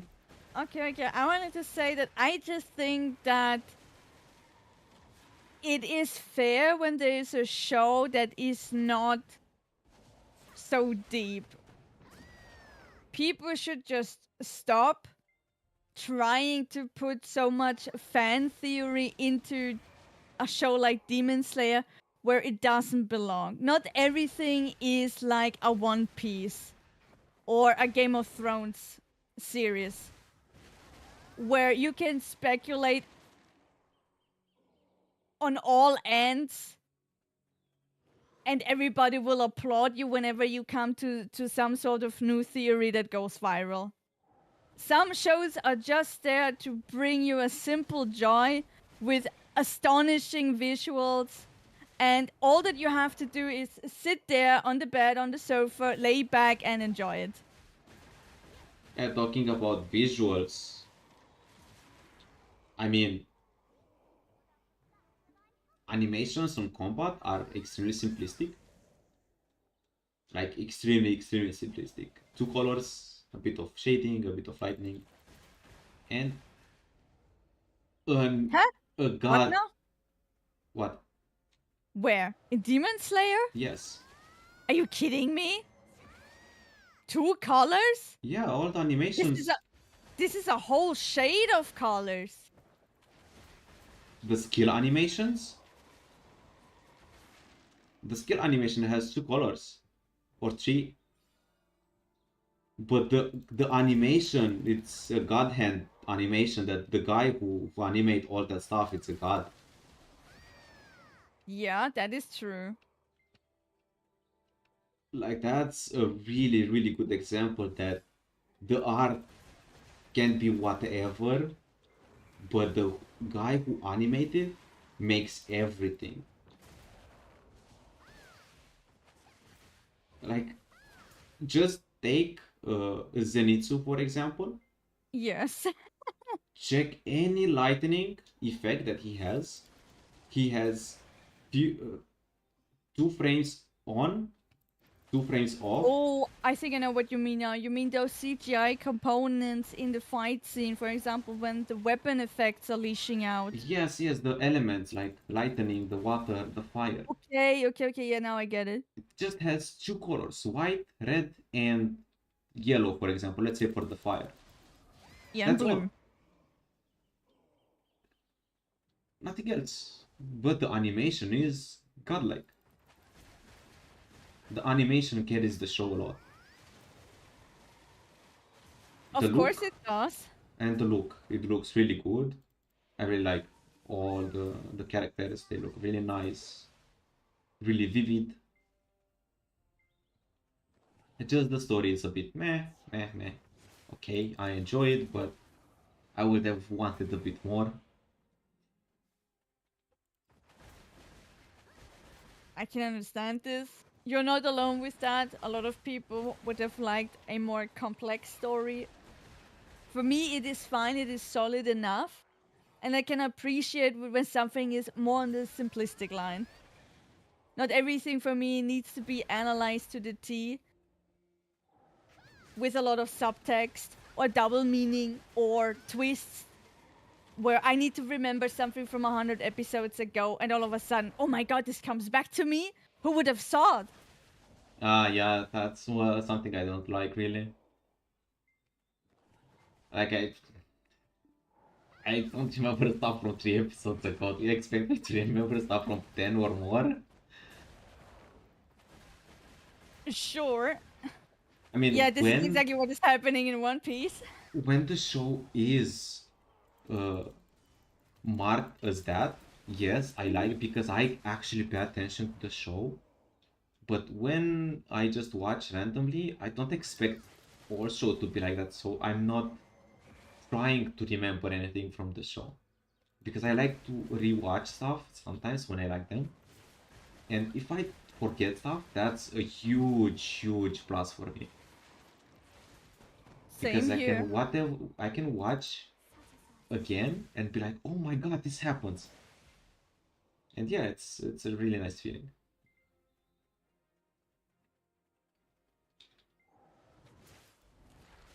We were saying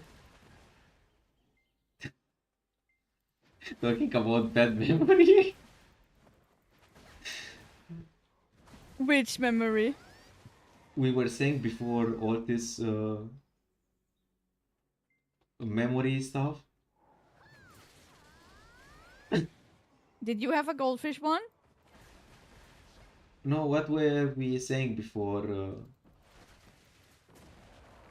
talking about the remembering of the episodes? We were in season 3 still. And the skip season. I know we do. I know we do. If you want, we can talk a bit about season 1. I mean, now that we're already on the track where we praise the visuals to high heavens, which is really deserved. Do you still remember episode 19 from season 1? If you The tell me final- what happens, maybe I will remember it. Okay, it's the final fight between Tanjiro and this white spider boy. Oh, the spider boy, the last, like the lower rank guy. Exactly. Okay, yes. Yes, and this is kind of an episode that went all over the internet because this fight scene in particular was just really amazing. You might remember it because there's also a song entwined and everything. This is the moment where Tanjiro remembers the dance scene with his father and he awakens the fire blood in him that also just then comes out to his sword and it goes from water to fire.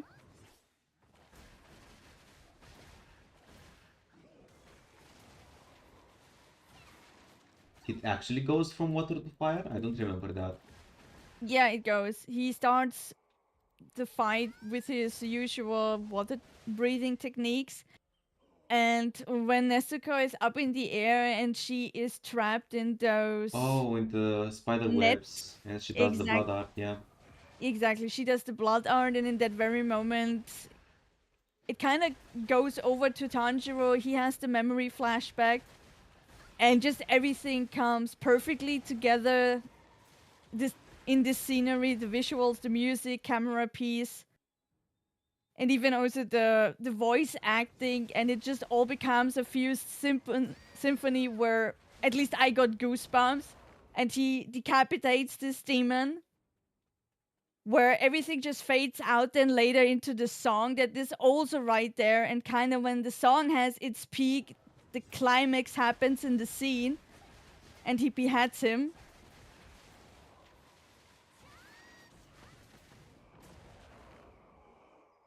This was one of the moments where Demon Slayer was super memorable for me. Sorry. Happens.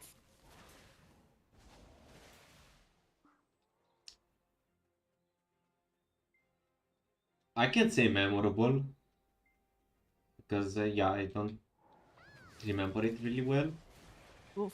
But now that you talk, when you say something, I start to remember stuff. So now that I remember a bit more of that, Okay.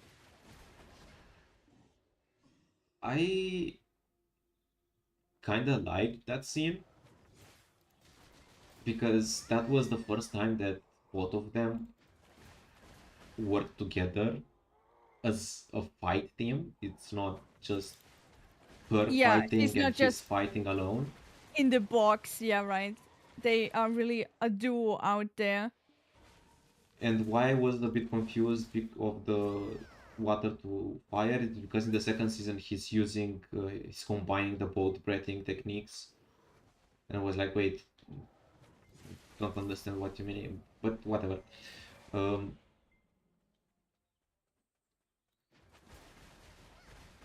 if I remember right, the spider after it, he faked cutting his head, right? And Tanjiro thought he won or something like that. No, no, this is one of the moments where it actually happens.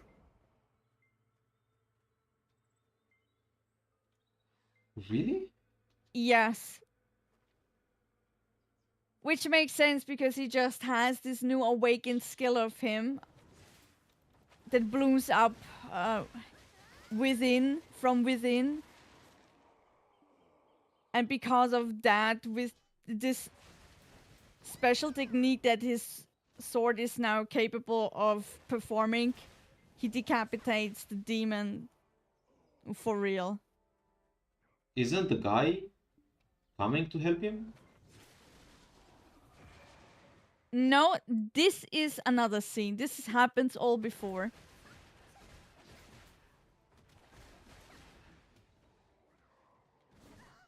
It's okay. Apparently, we need to move on from season 1. This is too hazy for you in your mind.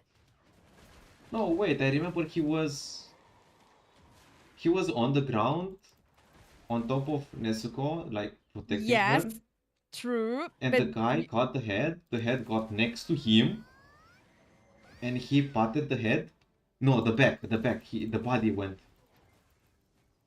So I know that he faked the cut, he reattached the head, then he went next to Tanjiro with Nezuko, and the other guy cut the head. The body fell next to them, right? this is a scene with Gyu that happens before. Before he awakens the fire? It can't be. Yeah, no, later on, Nezuko is suspended in the air. But Gin finished the fight. He does the final blow.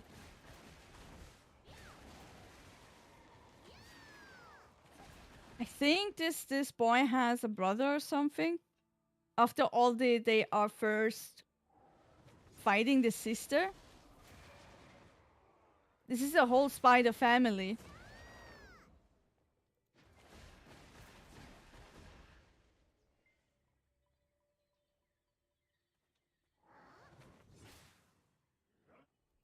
I'm You can look pretty into it afterwards if you want. I'm pretty sure Gin finished the fights. The last blow it's his.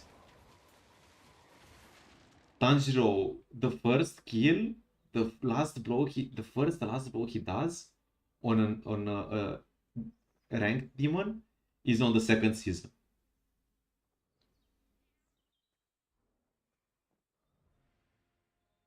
I'm pretty sure that. Well, one yay for the internet if it would just not pester me with freaking ads at this point.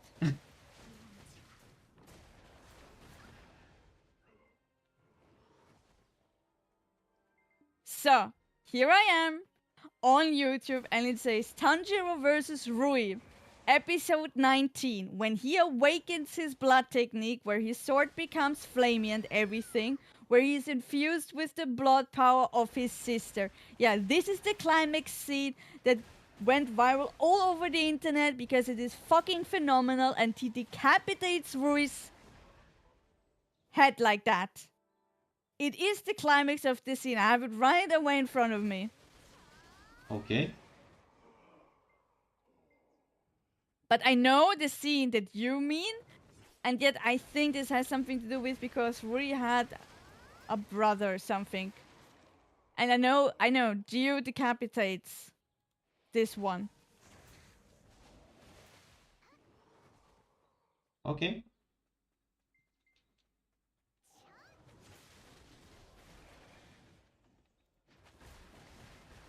I mean, I can say that Demon Slayer is more a shonen anime to me than, for example, Solo Leveling. That's for sure. Because in Demon Slayer, I have all of the elements where I say, this makes a good show for me. I have the visuals, I have phenomenal fight scenes, I have a music that is memorable for me. I have a sound design that is on its peak. I have also good voice actors and everything. So many elements that, for me, in Solo Leveling are missing. Like, for example, for the love of God, I cannot remember any sort of soundtrack with Solo Leveling. Yet with Demon Slayer, I have sometimes days where I'm like, yeah, I would like to listen to some stuff again from Demon Slayer. Like the one particular song from season 1, episode 19. But in general, it has really such a good sound design there that elevates for me certain episodes even further, not just because of the visuals. I'm actually not that much into sound design. LOL. The only background BGM that I remember from an anime is from Guilty Crown, Okay. and that BGM is awesome as fuck. I will listen to that song every day, and that's the only background music that I remember of all anime that I've looked at, I watched.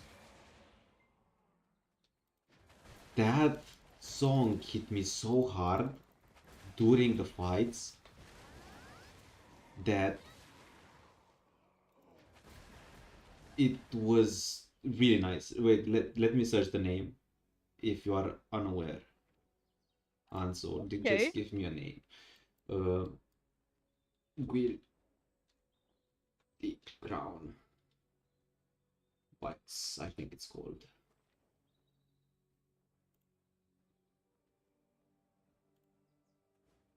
Yep, this is the song. I will link it in the chat, and I will send it to you, Wei, in Discord. Hit me. All right, This there it is. song, I will listen to this every day. I don't know, each time the fight started with this song was so good, man. So good. I couldn't not put the sound at max. Okay. Awesome. Yeah, but this is how it should be when you have a really good, or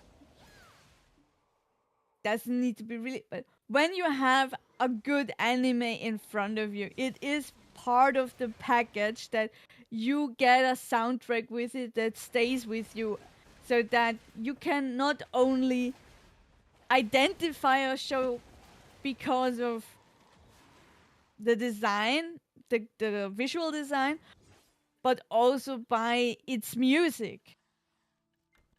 Like, up to this day, when I hear a track from Fairy Tail, I get nostalgic feelings non-stop.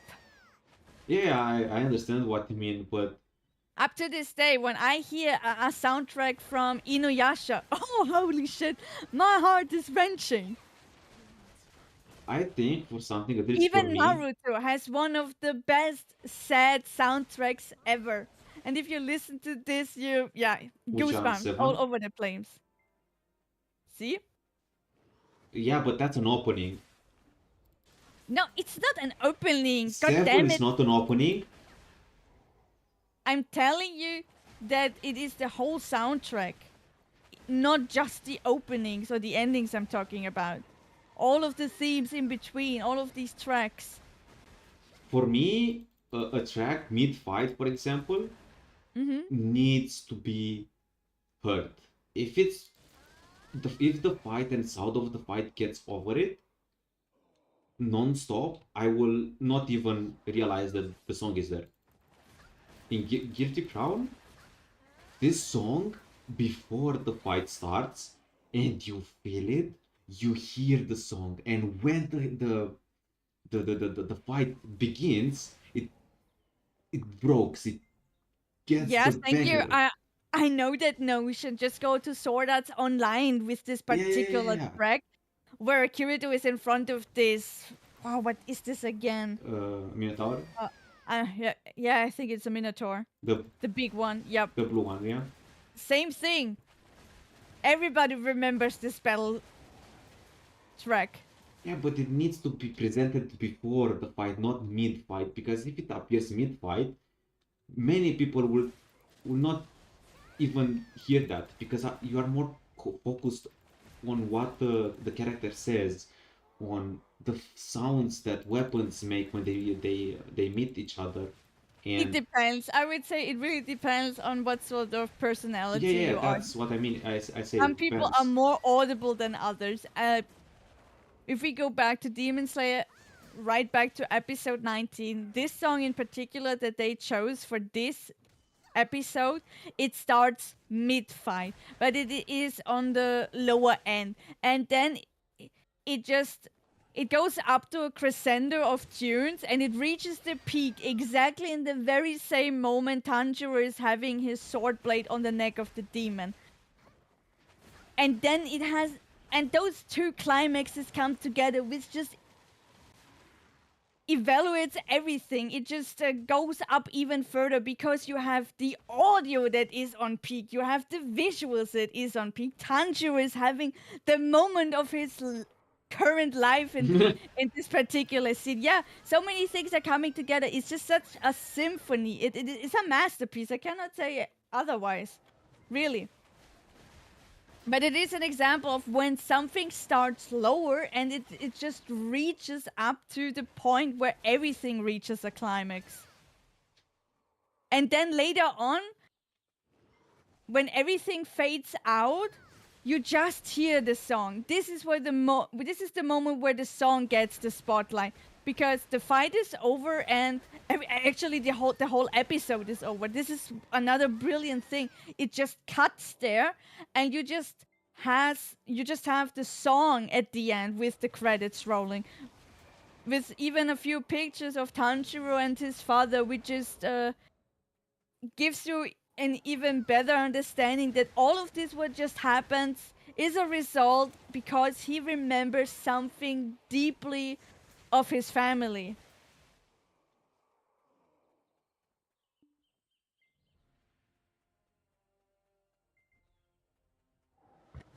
Oops, sorry.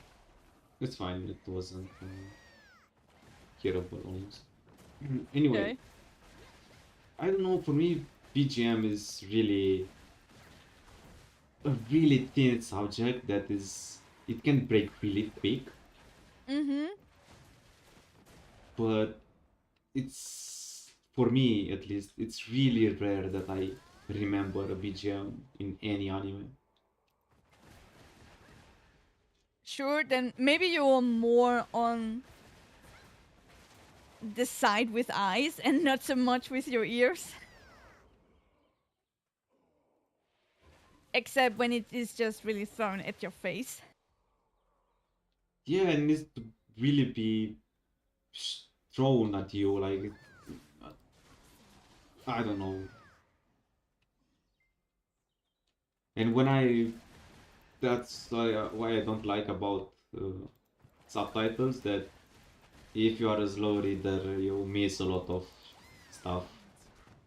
Right. So your focus goes so much into the roof that True. no, not into the roof, under the ground. That it's meh. Yup. I have a question now for you. Yeah. Do you really understand the reasoning of Muson, why he wants so much a remedy for himself that he can walk in the sun? Well, from what I understood from this backstory that he showed, That we saw, yes, in season 3. he just want to be free like a human. unless I'm wrong, but the reason was a bit meh. Yeah, this is a sour point for me. As much as I like Demon Slayer, this I do not understand so much. I don't get it when he throws out sentences like he needs this so that he becomes immune to diseases and the terms of change. Like, dude, you have lived for 1,000 years. What diseases? You are totally unaffected by that. What change? You look like a fucking 23-year-old. If not for your voice. It's the same concept of the Philosopher's Stone. Okay. It's the stone that brings only health and good in your life, immortality or whatever it brings in all the stories in all the animes that the Philosopher's Stone is bringing on. Yeah, but the Philosopher's Stone is searched by people that do not own fucking immortality. That's why they are on this path of search in the first place. While Mr. Muzon is freaking immortal already. What sort of change do you try to prevent? You have lived for a freaking 1,000 years already. Exactly, as you said, he is immortal unless the sun touches him.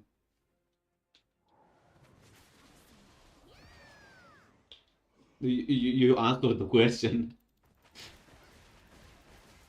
He wants to prevent only the sun killing him. That's why he's doing everything, but yeah, it's he just wants to lame. rip out his one weakness that could end up in death. But then please don't make sentences like for being immune to the disease and the terms of change. I think You are that's already immune to disease. No freaking illness affects you. yeah, but I think that is bullshit to lie to the demons because he doesn't Okay. want the demons to understand what he actually wants to do.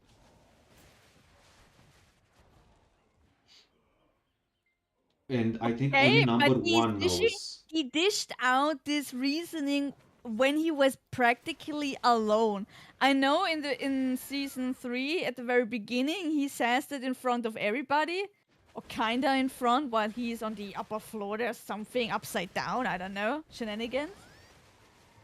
But later on, when Nezuko has exactly achieved this, he's alone in the library, just surrounded by these inferior humans.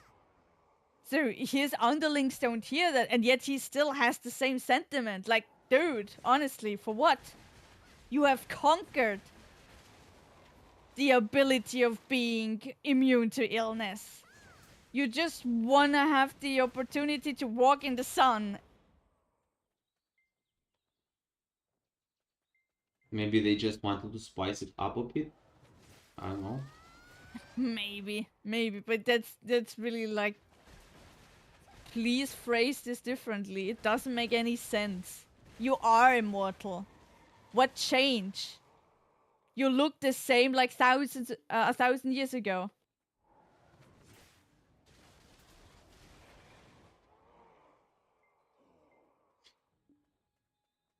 What do you think about the character design in general? Not about the story wise, just about design. I love it. I so love it. This was the main reason why I started to like this show actually right away. I was not someone that needed a lot of episodes to like it. No. In that matter, I don't even know how to phrase it. Easily hooked. Like, honestly, very easily hooked. If I get a show with a really distinctive look that stands on its own and I don't need to know anything about the characters, just when I absorb those visuals and I would see somebody else on the internet, another character that I've never seen, and I can still pinpoint it to the show because it has this distinctive look, I really like this. When something owns a style so hard, I'm immediately on board. And I am very weak to a color palette that is rich and deep and saturated. It doesn't pester me with too much friendly lightning with too much friendly colors like pastel. No, it's more like on the darker side and it is deep. Thumbs up from me. My eyes are immediately hooked when I see something like that. And with that, I also don't give that so much shit about if there are some plot holes or something. If you come up with a show that is overly stylized, this gives me so much eye candy that I can overlook some sort of sour points or loopholes.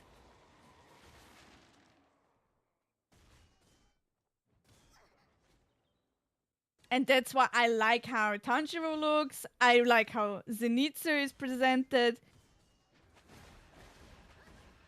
Geo is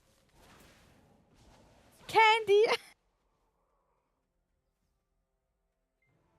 I like the art in all characters. Yeah. Some designs were okay. Jiu was, I don't know, kind of basic for me. Dude, if you say basic, then I call your misery fucking mid. Yes, I dare you. I dare you, I swear. I don't know. For me, it was, I don't know. It didn't impress me, okay? Yeah, I was not impressed with misery either, because Madame is the only one that, of course, needs to flash her boobies and runs around in a skirt. But she loves everybody. Uh-huh. She has a really nice color palette. And she has a whip as a sword. Exactly, she's Madame Pink, because, of course, we need a feminine type that runs around in pink. But she's beefy. Only from the inside, and only if you know it, because she is described as someone with a slender figure. It's just all about her muscle density. Yeah. Beefy girl. In subtext. Doesn't matter. Beefy girl. Sure. You know No, I'm I not cannot- impressed about male character. For me, all looks the same. Who looks all the same to you? Male characters, in general, all animes. I don't know, for me, it's like copy pasta everywhere. Only girls have. Are you kidding? Are you kidding me? Honestly, how do Inosuke, Zenitsu, and Gio look the same? Please explain this to me. I'm not saying they look the same. They have the same pattern in all animes. From anime to anime, there is always some characters that look the same with others from other anime. Right. And in other animes, it's of course not a trope that the females run around in skirts with big boobas, long hair, and feminine colors. Yeah, but they have more diversity in other aspects. Diversity, honestly, dude, Demon Slayer is one of the first shows where I see a female character that runs around in an outfit that looks completely like the boys. Otherwise, in all the other shows, it's the same. We need some sort of t-shirt that is super skin fit. We need a skirt because don't you dare to have pants on females. And most likely, yeah, please, some sort of gushy volume hair.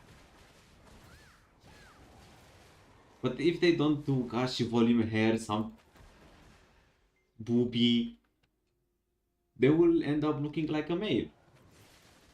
And that would be so bad. What? I mean, it would be bad for us boys, of course. We want to see something that looks feminine. Mm-hmm. We want the fan service. Yeah, exactly. That's now the key element of everything. Fan service. No, it's fine. Honestly, I like Missouri too. I like her too. She stands out. She's not just like a typical generic shonen anime girl. She stands on her own feet and really likable. And the other girl, Madame, what is she? Insect breathing. I give her a claps that she is running around like the boys. She has pants. Her jacket is closed. And the only feminine trait that she has is, yeah, her hair with the butterfly hairpin.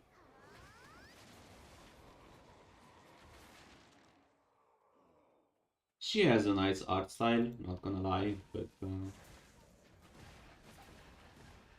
what I like mostly of all characters are the eyes. They feel unique to each of them.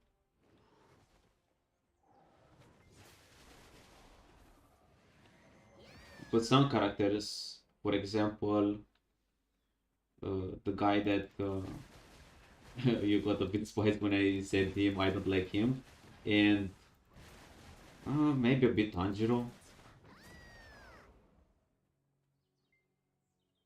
Oh, now that you say eyes, I'm remembering something. In season 3, when you saw the upper one demon for the first time. In season 3? Yeah. Yeah. In season 3, upper one. When he was just presented to us with his back. And later on the front too. I smiled. Okay. I smiled. I was like, I see where this is going.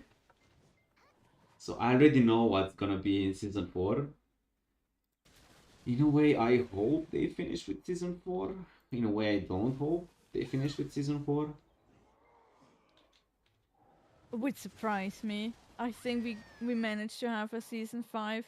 I think season 5 is the ending. It's really close, actually, the anime to the manga to finish. Oh, okay. Finally, So, it could be already season 4. I would bet it on 16 episodes. Mm-hmm. Or 2 seasons, but stretched. That's what I kinda expect. Or one episode of 1 hour, the first one. And the rest of normal length. Okay. Well, But I'm gonna watch season 4 for sure because I still wanna know how it's going yeah, me too. further. And Upper One Demon is very intriguing to me. After all, when I saw him for the first time, I almost thought that this is Tanjiro's dad or something. Yeah, that's what I thought too. His eye, and not eye color, the hair color, it just looks like Tanjiro's. And sometimes it just resembles like how his dad looked like before. Or later on when he was already older. But I don't know, I just see so many similarities there. I'm like, you guys are related to each other. I got goosebumps when I've seen his eyes. All Yeah. 6 of them. I was like, damn, this will be an interesting fight. Yes.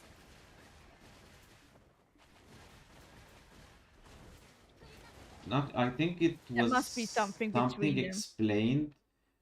He in third and last season that we have, at some point I think it's explained that he can see from past generations. He can see dreams from past generations. That's why he sees that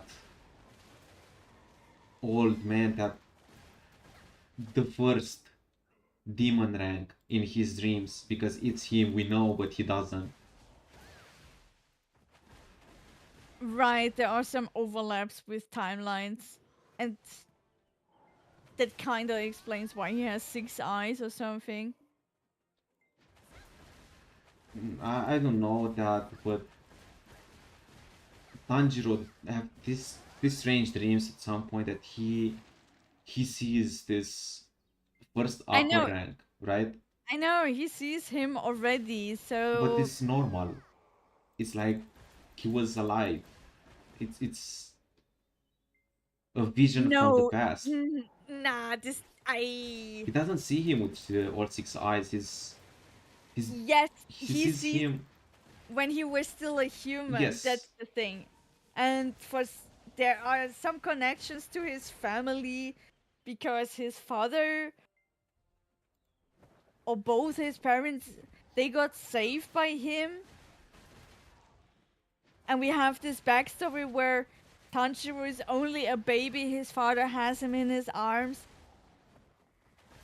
I know there is something going on. And if they wanna tell me that he's actually just a stranger, then please tell me, why does he have such similarities to his own family? He just looks like a relative for real. I know what you mean. This has a name, evoked memory something, or inherited memory. Yeah. But this concept is bullocks for me. I'm so sorry. This is BS. I do not get it what they wanna tell me with that. What sort of inherited memory, honestly?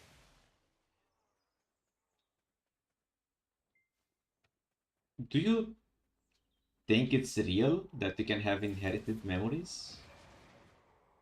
Nah. I Really actually, not. I actually think that it's real. Okay. But But inherited memory from what? Honestly, was he a member of the demon? no, I mean in real Yeah. life. Do you think this concept exists? Could exist? Is possible?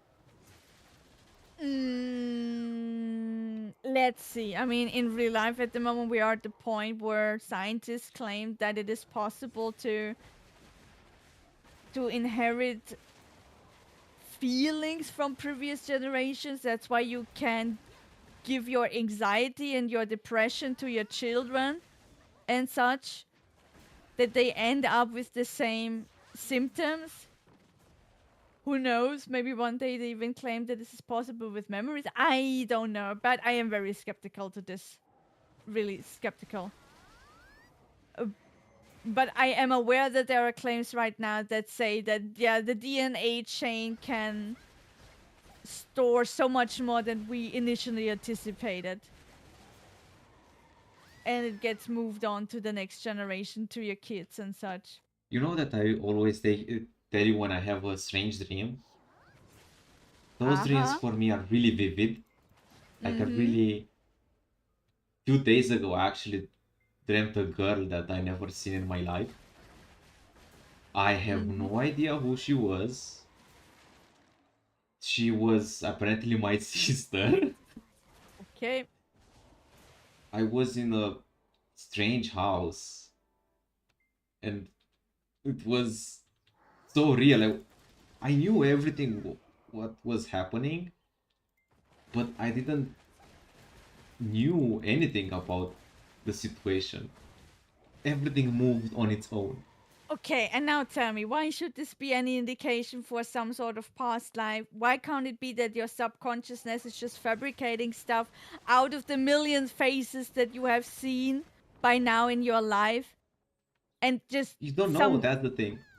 Yeah, you don't know exactly, but I'd rather go with the explanation that with all the information that I have sucked in through all of my years, when you dream, it's just like some sort of randomnator is activated and you get presented with some randomness in your dreams, because all of the stuff that is lingering around there within you, yeah, sometimes it just comes through with strange dreams, with faces that you cannot identify. It's just something, yeah. With the information that you have collected so far, some sort of random mixture of many things that you have maybe somewhere seen at some point is there.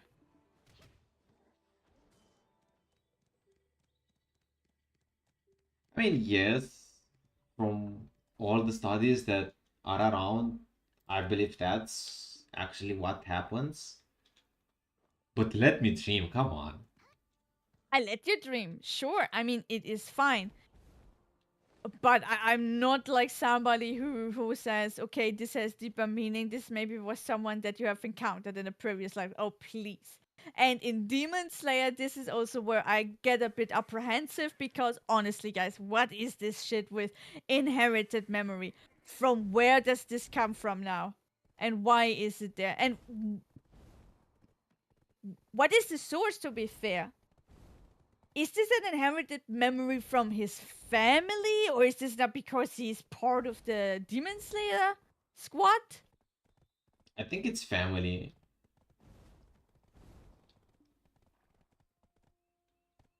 I don't know.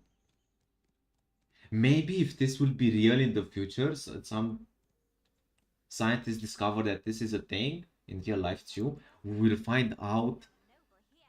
We will come back to Demon Slayer and Sure. go even deeper into speculations.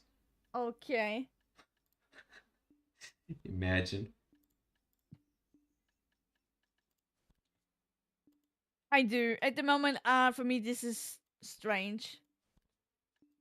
Because the show does not present me this dude as someone that is actually, so far at least, that is actually related to his memory. Sorry, to his family. So why would you inherit something towards somebody that is not a relative to you? That was just some sort of stranger to your father who happened to have saved him at some point because, yeah, accident happened. I don't know. I'm waiting for season 4. I'm hoping to get more of an answer here. Probably we're gonna get some answers, definitely. Really curious what Nezuko is gonna do the next season. That's actually my most curiosity that it's trying to want to know, you know? Sure. I mean, now that she has the power to walk in the sun, it is also now the stage where she is no longer in this stasis of being childlike. At least that is what the anime said. Yeah, but she still needs to sleep to regain her power. So I think the box will still be used. Of course it will be. I'm meaning it in the way that we gonna see her more talking. She already started by the end of the episode Oh yeah. in season 3. That she breaks free from her shackles. That she is more in this childlike consciousness.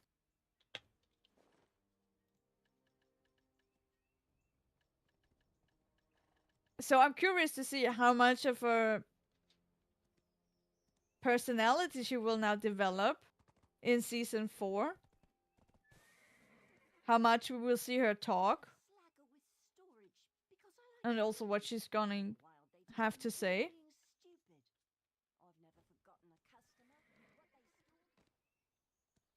And that's something I'm really curious about. How they want to go with this.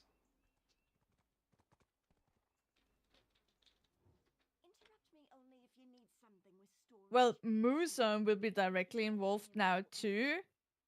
He already knows that there is the demon that could conquer the sun. So Nezuko is totally on some sort of heavy wanted list. But alive, not dead. Of course, alive, not dead.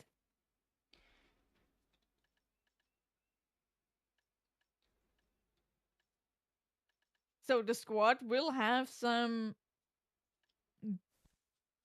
bigger problems right away. Hmm. Now that the demon lord himself wants her. I would guess that they will come after her or after them way heavier. Not like now that they encounter the demons, more like the demons are coming purposefully to them straight ahead.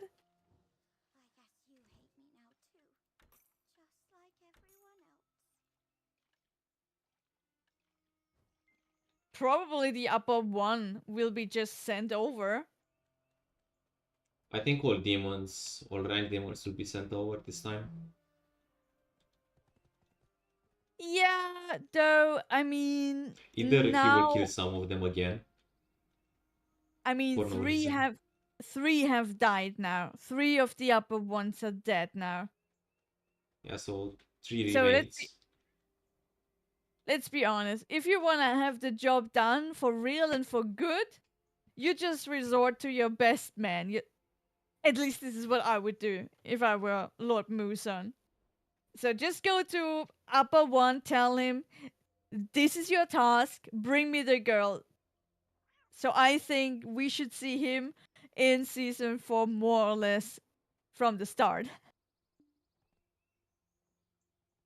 Probably. Now I hope in season 4 we're gonna see more from other Hashira. For sure. I mean, In it season should. 3, this was all for the introduction, that we have a better understanding of Madame Love breathing and Mr. Mist breathing. I mean, all Hashira until now, they just got introduced. And one died. And the other one almost died. Actually, no, in the second season, we had the Hashira see a real fight from him. Wait. I'm talking bullshit here. In second season, we are with your hero, Mr. Bulky. Yeah. The man. Yeah, I almost forgot. Wait. What am I doing here? Forgetting my man. That was quick. Hey. Yeah, I mean, we had. That's why I think that season 4 is not our final one. Because we've got too many Hashiras out there that still need a good introduction. There's still this one that is a breathing for stone. We got Genya's brother, Mr. White with the insane eyes. We got the snake dude that apparently has a thing for Madame Love breathing. Yeah, the two of them are have something. I know that. Oh, that's fine. I root for them. They're cute with each other. I swear. How about me? Excuse me. Man, always I'm the left one. This Anya, man. You are not part of this universe. Why not? No one wants me. I see. It would be news to me if there's a Fox Hashira, honestly. That would be something. So yeah, there's still the snake guy too. And I'm probably forgetting somebody else. So yeah, we got at least 3 more Hashiras that need a good introduction.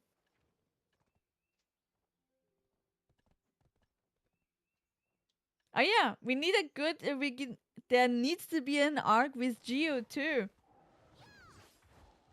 So yeah, 4. Actually, I can tell you what's the next arc. It should be already shown. Only give me some hints. I don't want to have I will any tell sort of you spoiler. the Hashira that will be presented in the next one. Okay, yeah.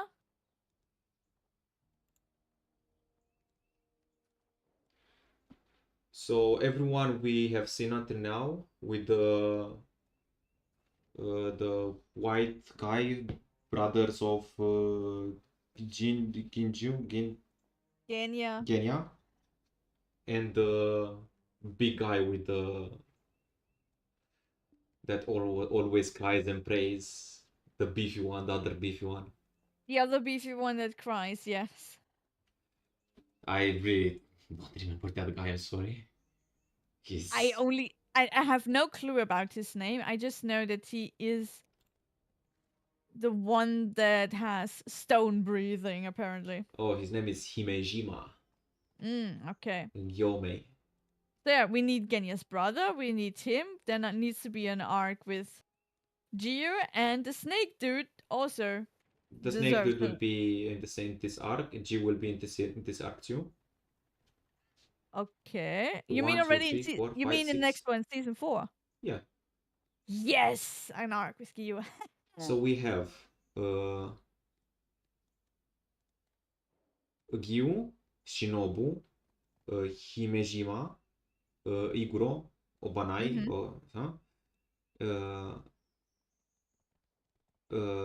Sanemi, the Jew brother, Tengen, apparently, Mitsuri, and that's all, I think. 7. Oh, and the mist guy, I forgot about him. Muichiro. Tokito. Muichiro, yeah. 8. Kind of all of them. Yeah, it's because Rengoku was 9. Yeah, it was in total 9. Hashiras.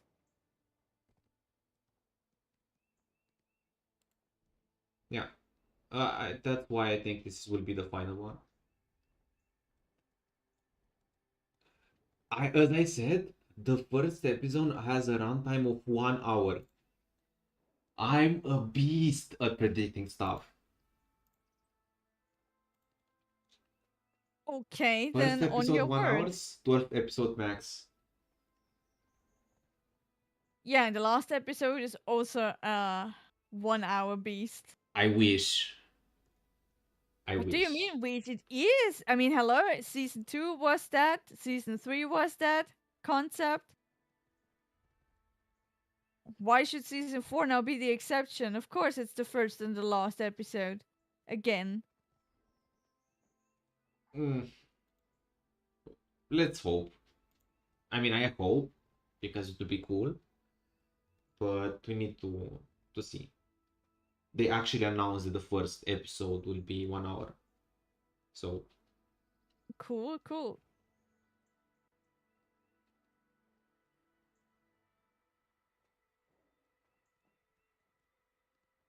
Yeah, then I would say we did a nice wrap up.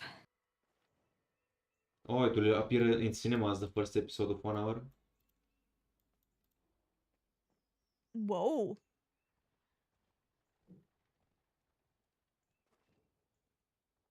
Okay. Interesting. 49 days, guys, before we can see this. Easy.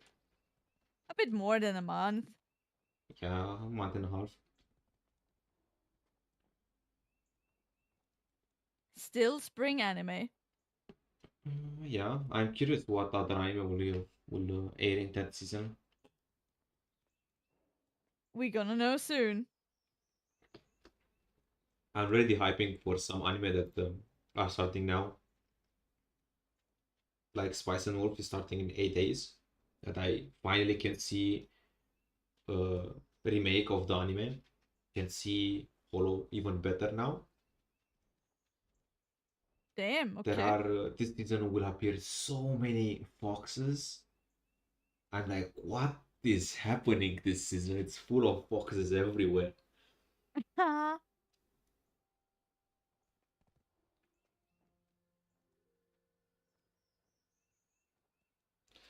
I have to watch so many animes. I don't know how I'm gonna make this.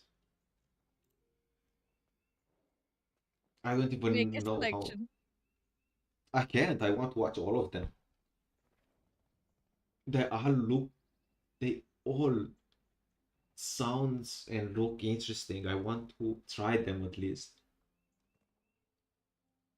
So I'm gonna do 4 episodes of each and see what I'm gonna drop and what not. Sure, do a selection. but can't say I am no. Oh, this is something that I'm gonna drop because I don't like it. Dropped. Save. Thank you.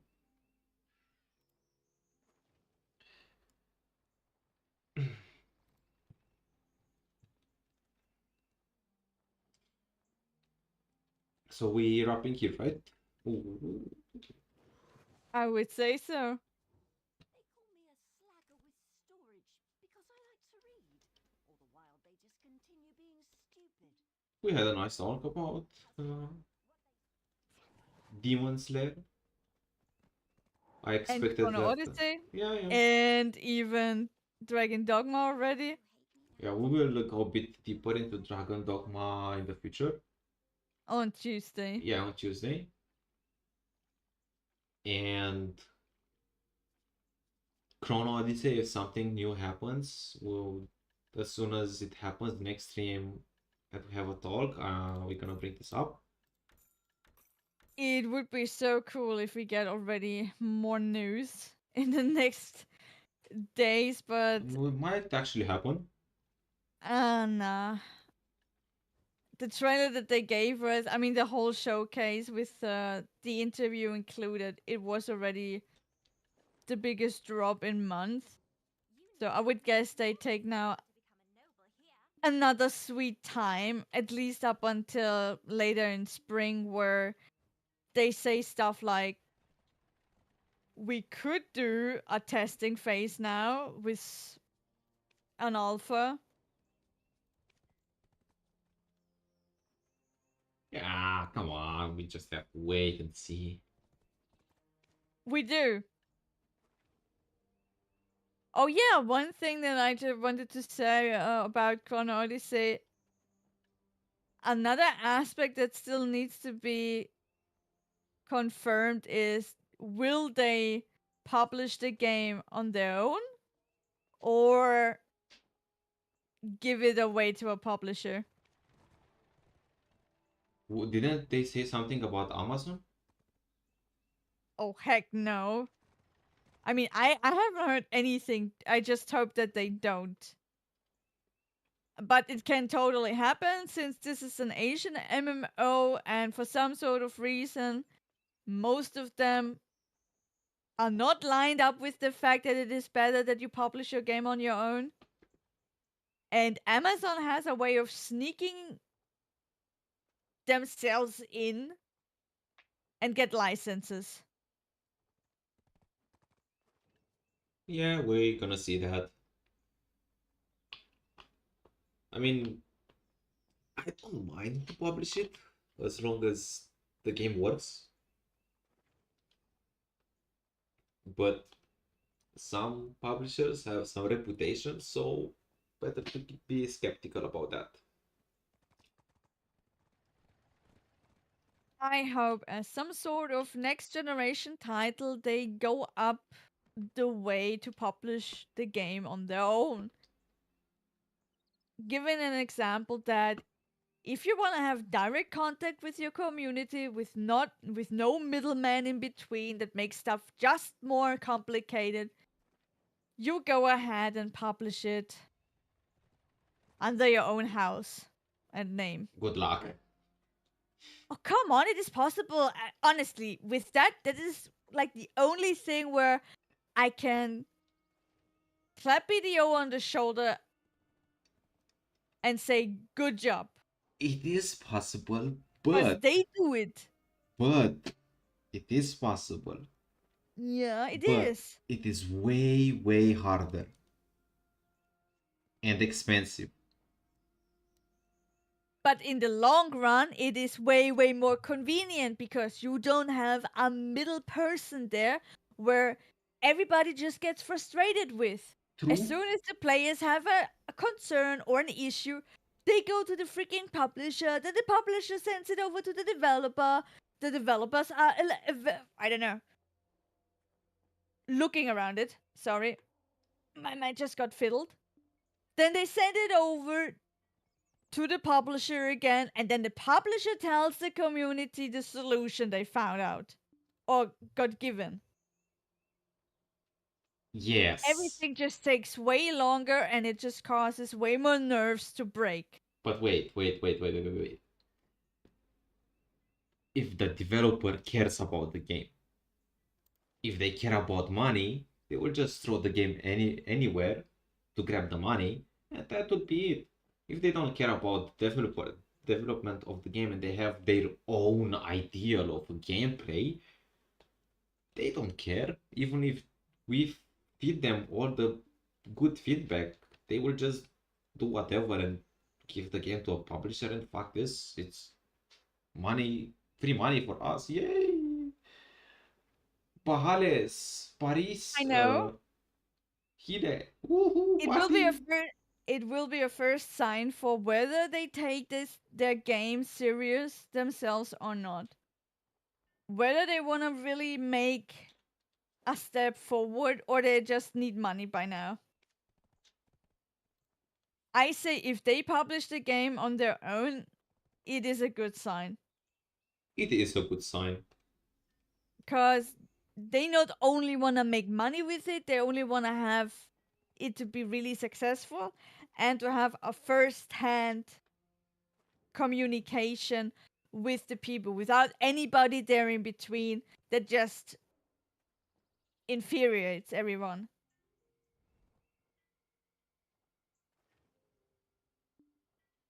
Yeah, we need to see what they gonna talk about that, because now talking about it, it's kinda strange.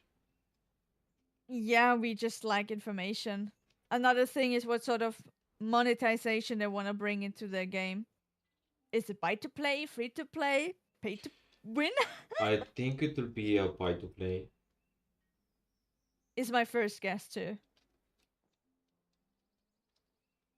Buy to play with monetization, microtransactions, 100%. That's the easiest monetization system that you can do. Buy to play, you Plus, force it players is an to buy the Asian game. MMO. Yeah, It would surprise me if there's no shop present that gives you a ton of cosmetics I mean, if the to game make is a good, character look super good. if the game is good, I don't mind paying a monthly subscription, but don't fill the game with pay to win shit. I will pay between 10 and 20 euros a month just to play a game that is Okay, really good. to that I have to say, guys, I will give you my money in a subscription only, but really only if you hand me over a dedicated healer class. Otherwise, you can forget about it that I give you a monthly income from my side just so that I have the opportunity to play another DPS Fiesta. Yeah, I know what you mean, but you know I'm a DPS. If it's a Subs- DPS Fiesta, I'm gonna try it. yeah, of A month. course. After all, you are a DD. Of course, for you, this is out of the way. But But in my case, subscription really only and only if you crown me with a healer class.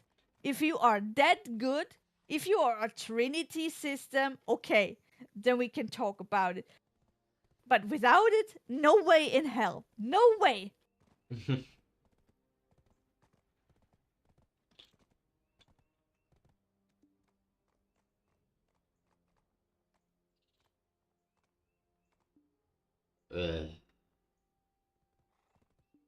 Oh, sad.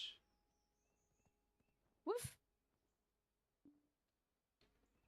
On Sunday at 1 at midnight is not Garmoth or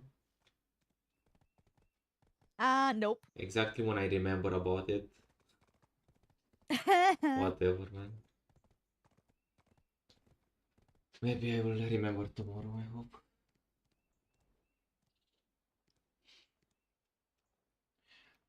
But yeah, I mean, for me at least, it needs to be a good game for me to actually pay money monthly. If it's Mech game, okay, I'm gonna buy the game. If it's an MMORPG. If it's a trash game, I'm not even gonna buy the game. Right. Genuine good game for me means have a Trinity system. Yeah, for me too, but if the other gameplay is still top, I can get over that. I will miss, of course, I'll be there. A healer would work really good here. A tank would be really nice here for AoE, CC. But if the whole gameplay of the game is really fluent and playable and it's not tedious to do and it's not grind over grind over grind like in BDO, I have to farm 3 weeks for one fucking potion. Yeah, I would sign for them. Like I would like to play Lost Ark, but if the game wasn't that stupid asymmetrical game Yeah, view, the isometric camera, exactly. I would have played that game for hours and hours. Oh, another thing that I hate about Lost Ark is the limitation. If it the limitation and the camera, if those two were removed, that will be my soul game. It's so close to Terra PvE mechanics that I love it so much. All the mechanics are so hard, dungeons are so hard. I love it. But I can't play the game like that. I want to do 100 dungeons a day. Let me do 100 dungeons a day. It's my time. I don't want to make 100 characters just to do 100 dungeons. Sure, sure. Oh, hello. Hello. How did you find me? Intuition. It has nothing to do with the fact that 5 minutes ago you said something about Garmoth. Ah, It is complete accident and random that we meet here. I mean, that's the only piece I'm needing. I'm halfway with the PT pieces. Today I got 6 pieces in 1 hour and a half. That's good, really. If I count with what I've got in the morning, I should have 10 only today. Yesterday in 1 hour I got 5. Awesome. Going good. My luck is not bad these days. Progress, progress. That's really nice. One question I have about the item collection scroll. Okay. Do the time have a random chance to decrease when you're not using it? Not really. What do you mean not really? At least I haven't heard of it, so that's why I would say no, that's not the case.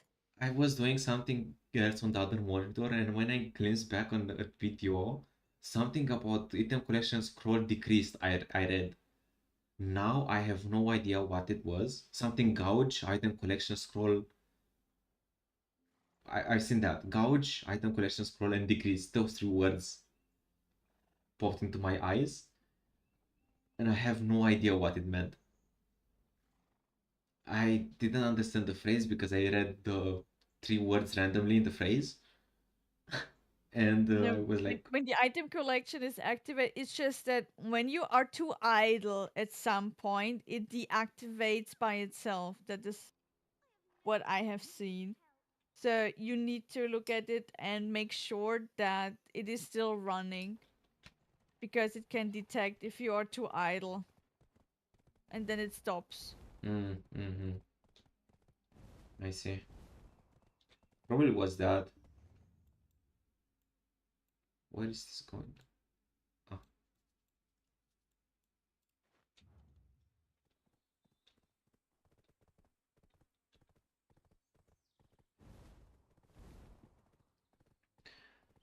I hope Chrono DC or some next MMORPGs before Ashes will be decent to play. At least some Trinity, some good PvP, some a bit more chill gameplay, because right now video is kind of impossible for me to actually grind every day that much. I have some days that I can grind for 5 hours, but I can't grind for 5 hours. And I have days that I can grind just one, even none. So it's a bit meh for me. We're gonna assume that after all, an MMO is the most time-consuming game that there is. This is the base concept, or at least it should be. Yeah, I know. But right now I can't do PvP. That's what bothers me the most. I get you. I get you.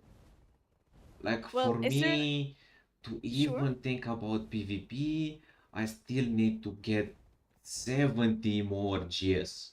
70. Yes, I know, I know. In video, it's really a hustle. Like it But doesn't make sense PvP here. That's the only thing I don't like about it video is the does make PvP. sense. The thing with BDO is this is a sort of game. This is what is happening when an MMO is around for over a decade or close to a decade. There is just so much content here, so much that you would need to do as a newcomer that it explodes on you. Yeah, I This is what mean, happens everywhere.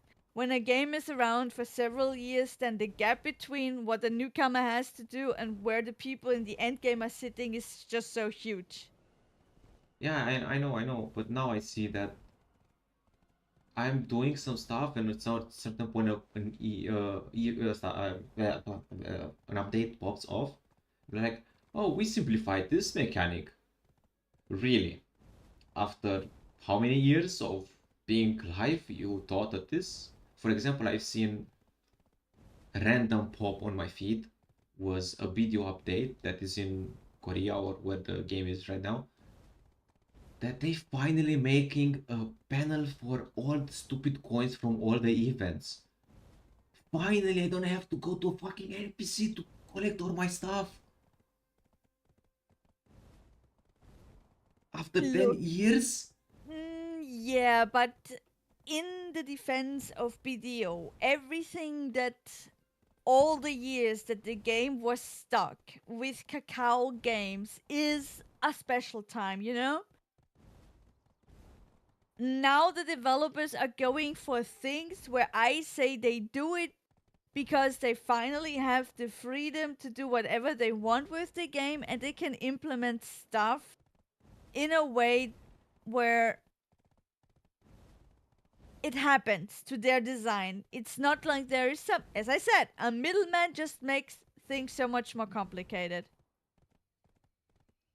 And BDO under Cacao Games was nerve-wracking, honestly. But nowadays, where first of all they have become free, second, BDO right now also has another hype going. Like with last year when they did the Heidel Ball, when they gave away for the first time a tier 9 horse. This is where the game started to go up again. Now they have, I would say, the motivation to put more convenient stuff in it so that the players that are starting new or have come back to the game stick around. Yeah, I mean, I see that by playing. I'm just playing and see updates that I'm like, ah, this sounds nice. Why it's implemented just now? And stuff like that. Like, okay, I don't know the situations. So the situation before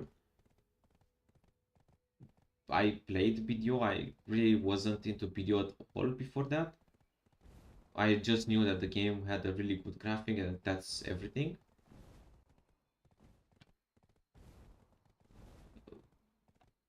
It might also be because they realize, at Pearl Abyss, I mean, that BDO is still a really good, how to say, horse in their stable. After all, by now they have not come out with another game that is the successor to BDO. Even though we know about this game called Crimson Desert, a lot of people were already disappointed when they heard that this is not even a real MMO or something. Yeah.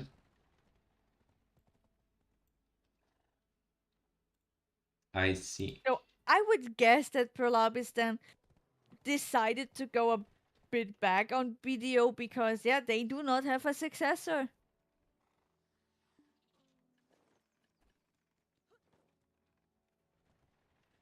There's some stuff it's happening right now, so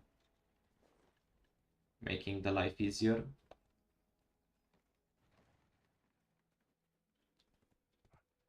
But yeah, it's BDO, it's trying. At least nowadays you can see a developer trying to make a MMORPG better, which To is a good. certain degree. Other Yeah. stuff is the complete bullshit. Yeah, I know, but what I would like to see from BDO, it's actually some help for PvP catch up. Yes. That would be something interesting. I mean, yeah, okay, I can do Solaire with pre-made gear, but that's lame because it's not my own gear. So, okay, I want to put some work into my stuff, but let me at least fight with my bad shit. Like with I hear you. my stuff, I will get perma stunned, one shotted, and I will miss all my hits and never stun anybody. True. I will be worse than a mob for them. So I have no point That to is beat the them. sad truth. That's the only thing I don't like about video. Everything is really nice. I like to grind in games, even if the grind is a bit monotone. It is. I like life skilling. I like good character creation and character development. I like skills. I like that you can have a horse and level it and actually do something with the horse. It's not just there just for movement. Like everything have a sense in this game. Everything have a meaning. But then it's PvP. Yup. And there's in so many games, it's like, what the heck is PvP? Yeah. I mean, congrats to However, all the players that have bunker gear, but I will never be able to fight those. Let's be realistic here. The people never say who never. yeah, but the people who starts now, what's the chance that someday they will be able to 1v1 a player that plays from ages? What is the chance to fight to win against someone with a better gear than you, really small, because it's all RNG stuff?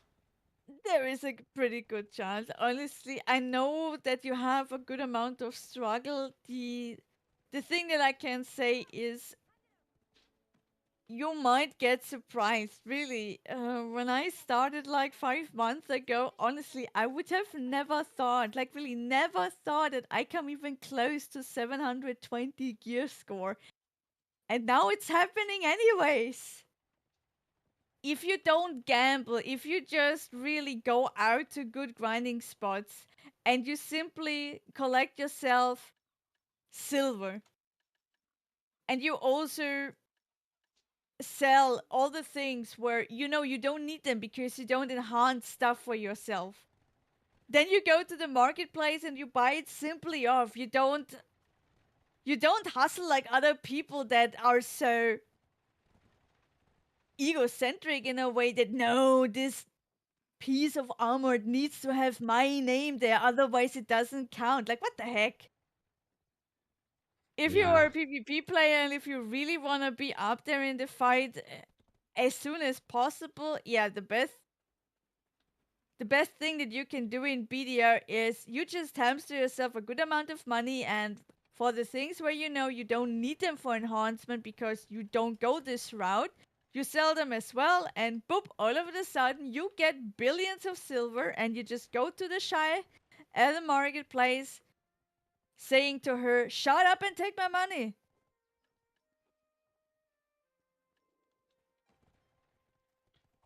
I know.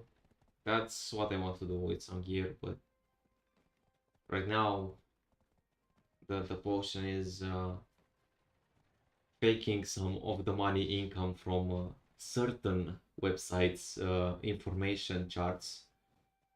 So yeah, I'm really close to finish this stupid potion and finally do some nice grinding where I do just silver and nothing else. Awesome.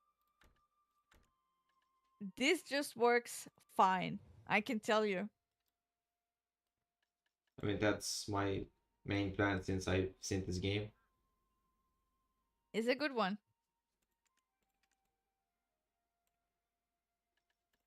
How the heck do I rotate stuff in this game? In my housing?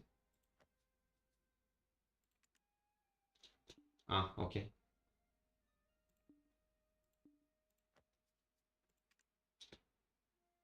Man, seriously, whatever. Place everything randomly. Just to make points. Someday maybe I'll find my patience and do something with this house. Oh, I have a turkey.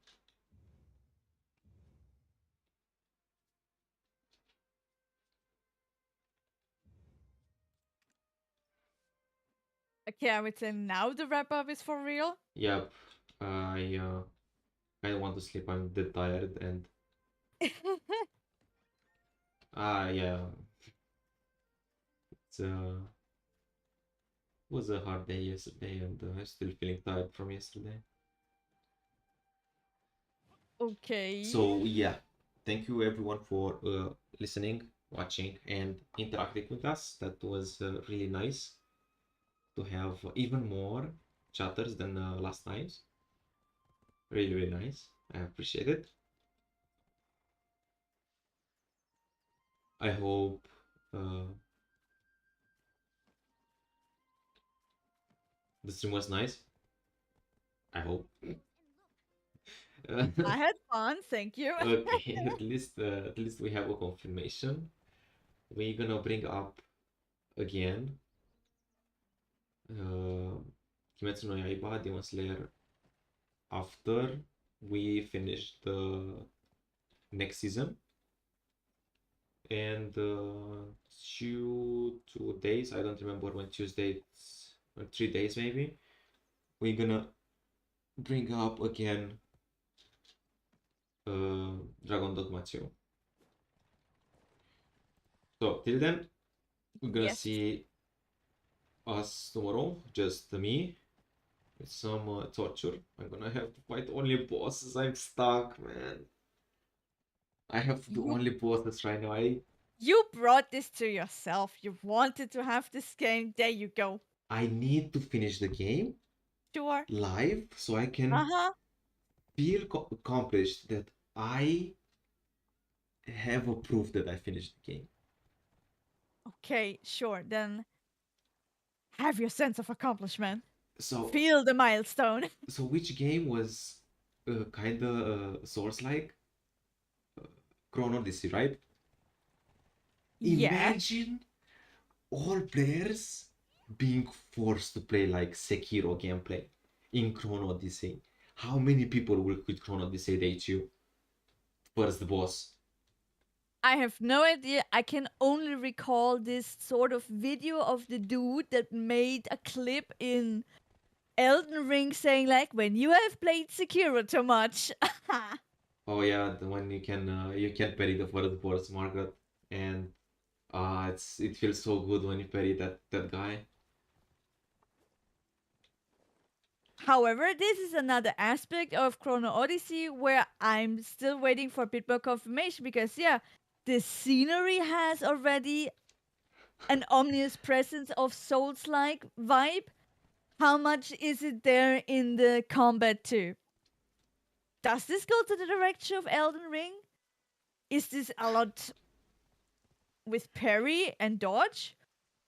Or is it only for the graphics? One another thing where I would like to have more info. Wanna try some Elden Ring? No way. Come on, you can play a healer. Like legit healer. And you can heal me. Oof. You can play only Why are you giving me a carrot right now? because You know exactly how starved I am with not having the opportunity in any fucking game right now to be an actual healer.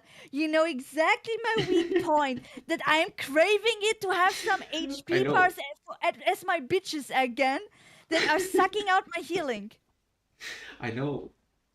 Okay, I'm gonna think about it. Happy now, I'm gonna think about it. Okay, we can talk this another day then. Sure. That might be interesting. Sure.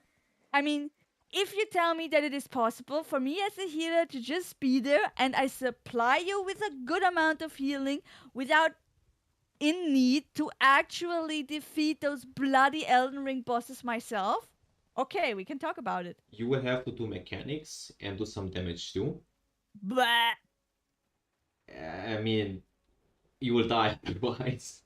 oh, come on, eh? You can bypass some of the stuff if you build a lot of HP. Okay, yeah, that So sounds you good. can face tank a lot. But in some fights, maybe the fights will be too long for you to hold a lot of mana and heal a lot. Oof. Yeah, so if the fight is too long, yeah, it could be a small problem on that side. But there are some things that can regenerate your mana, but you have to fight to be able to do that. Okay. We can I will explain you a bit more and I will show you someday. True. We can talk about it again, maybe on Tuesday. I am intrigued. That's my only, the last thing that I'm gonna say. Okay. So it's to be seen. Sure. Okay, Oof. guys. Me entering Elden Ring after all this time. I can't believe that this game gets me. I actually wanted to see this for a long time. Wanted to see me dead on the floor. Yeah.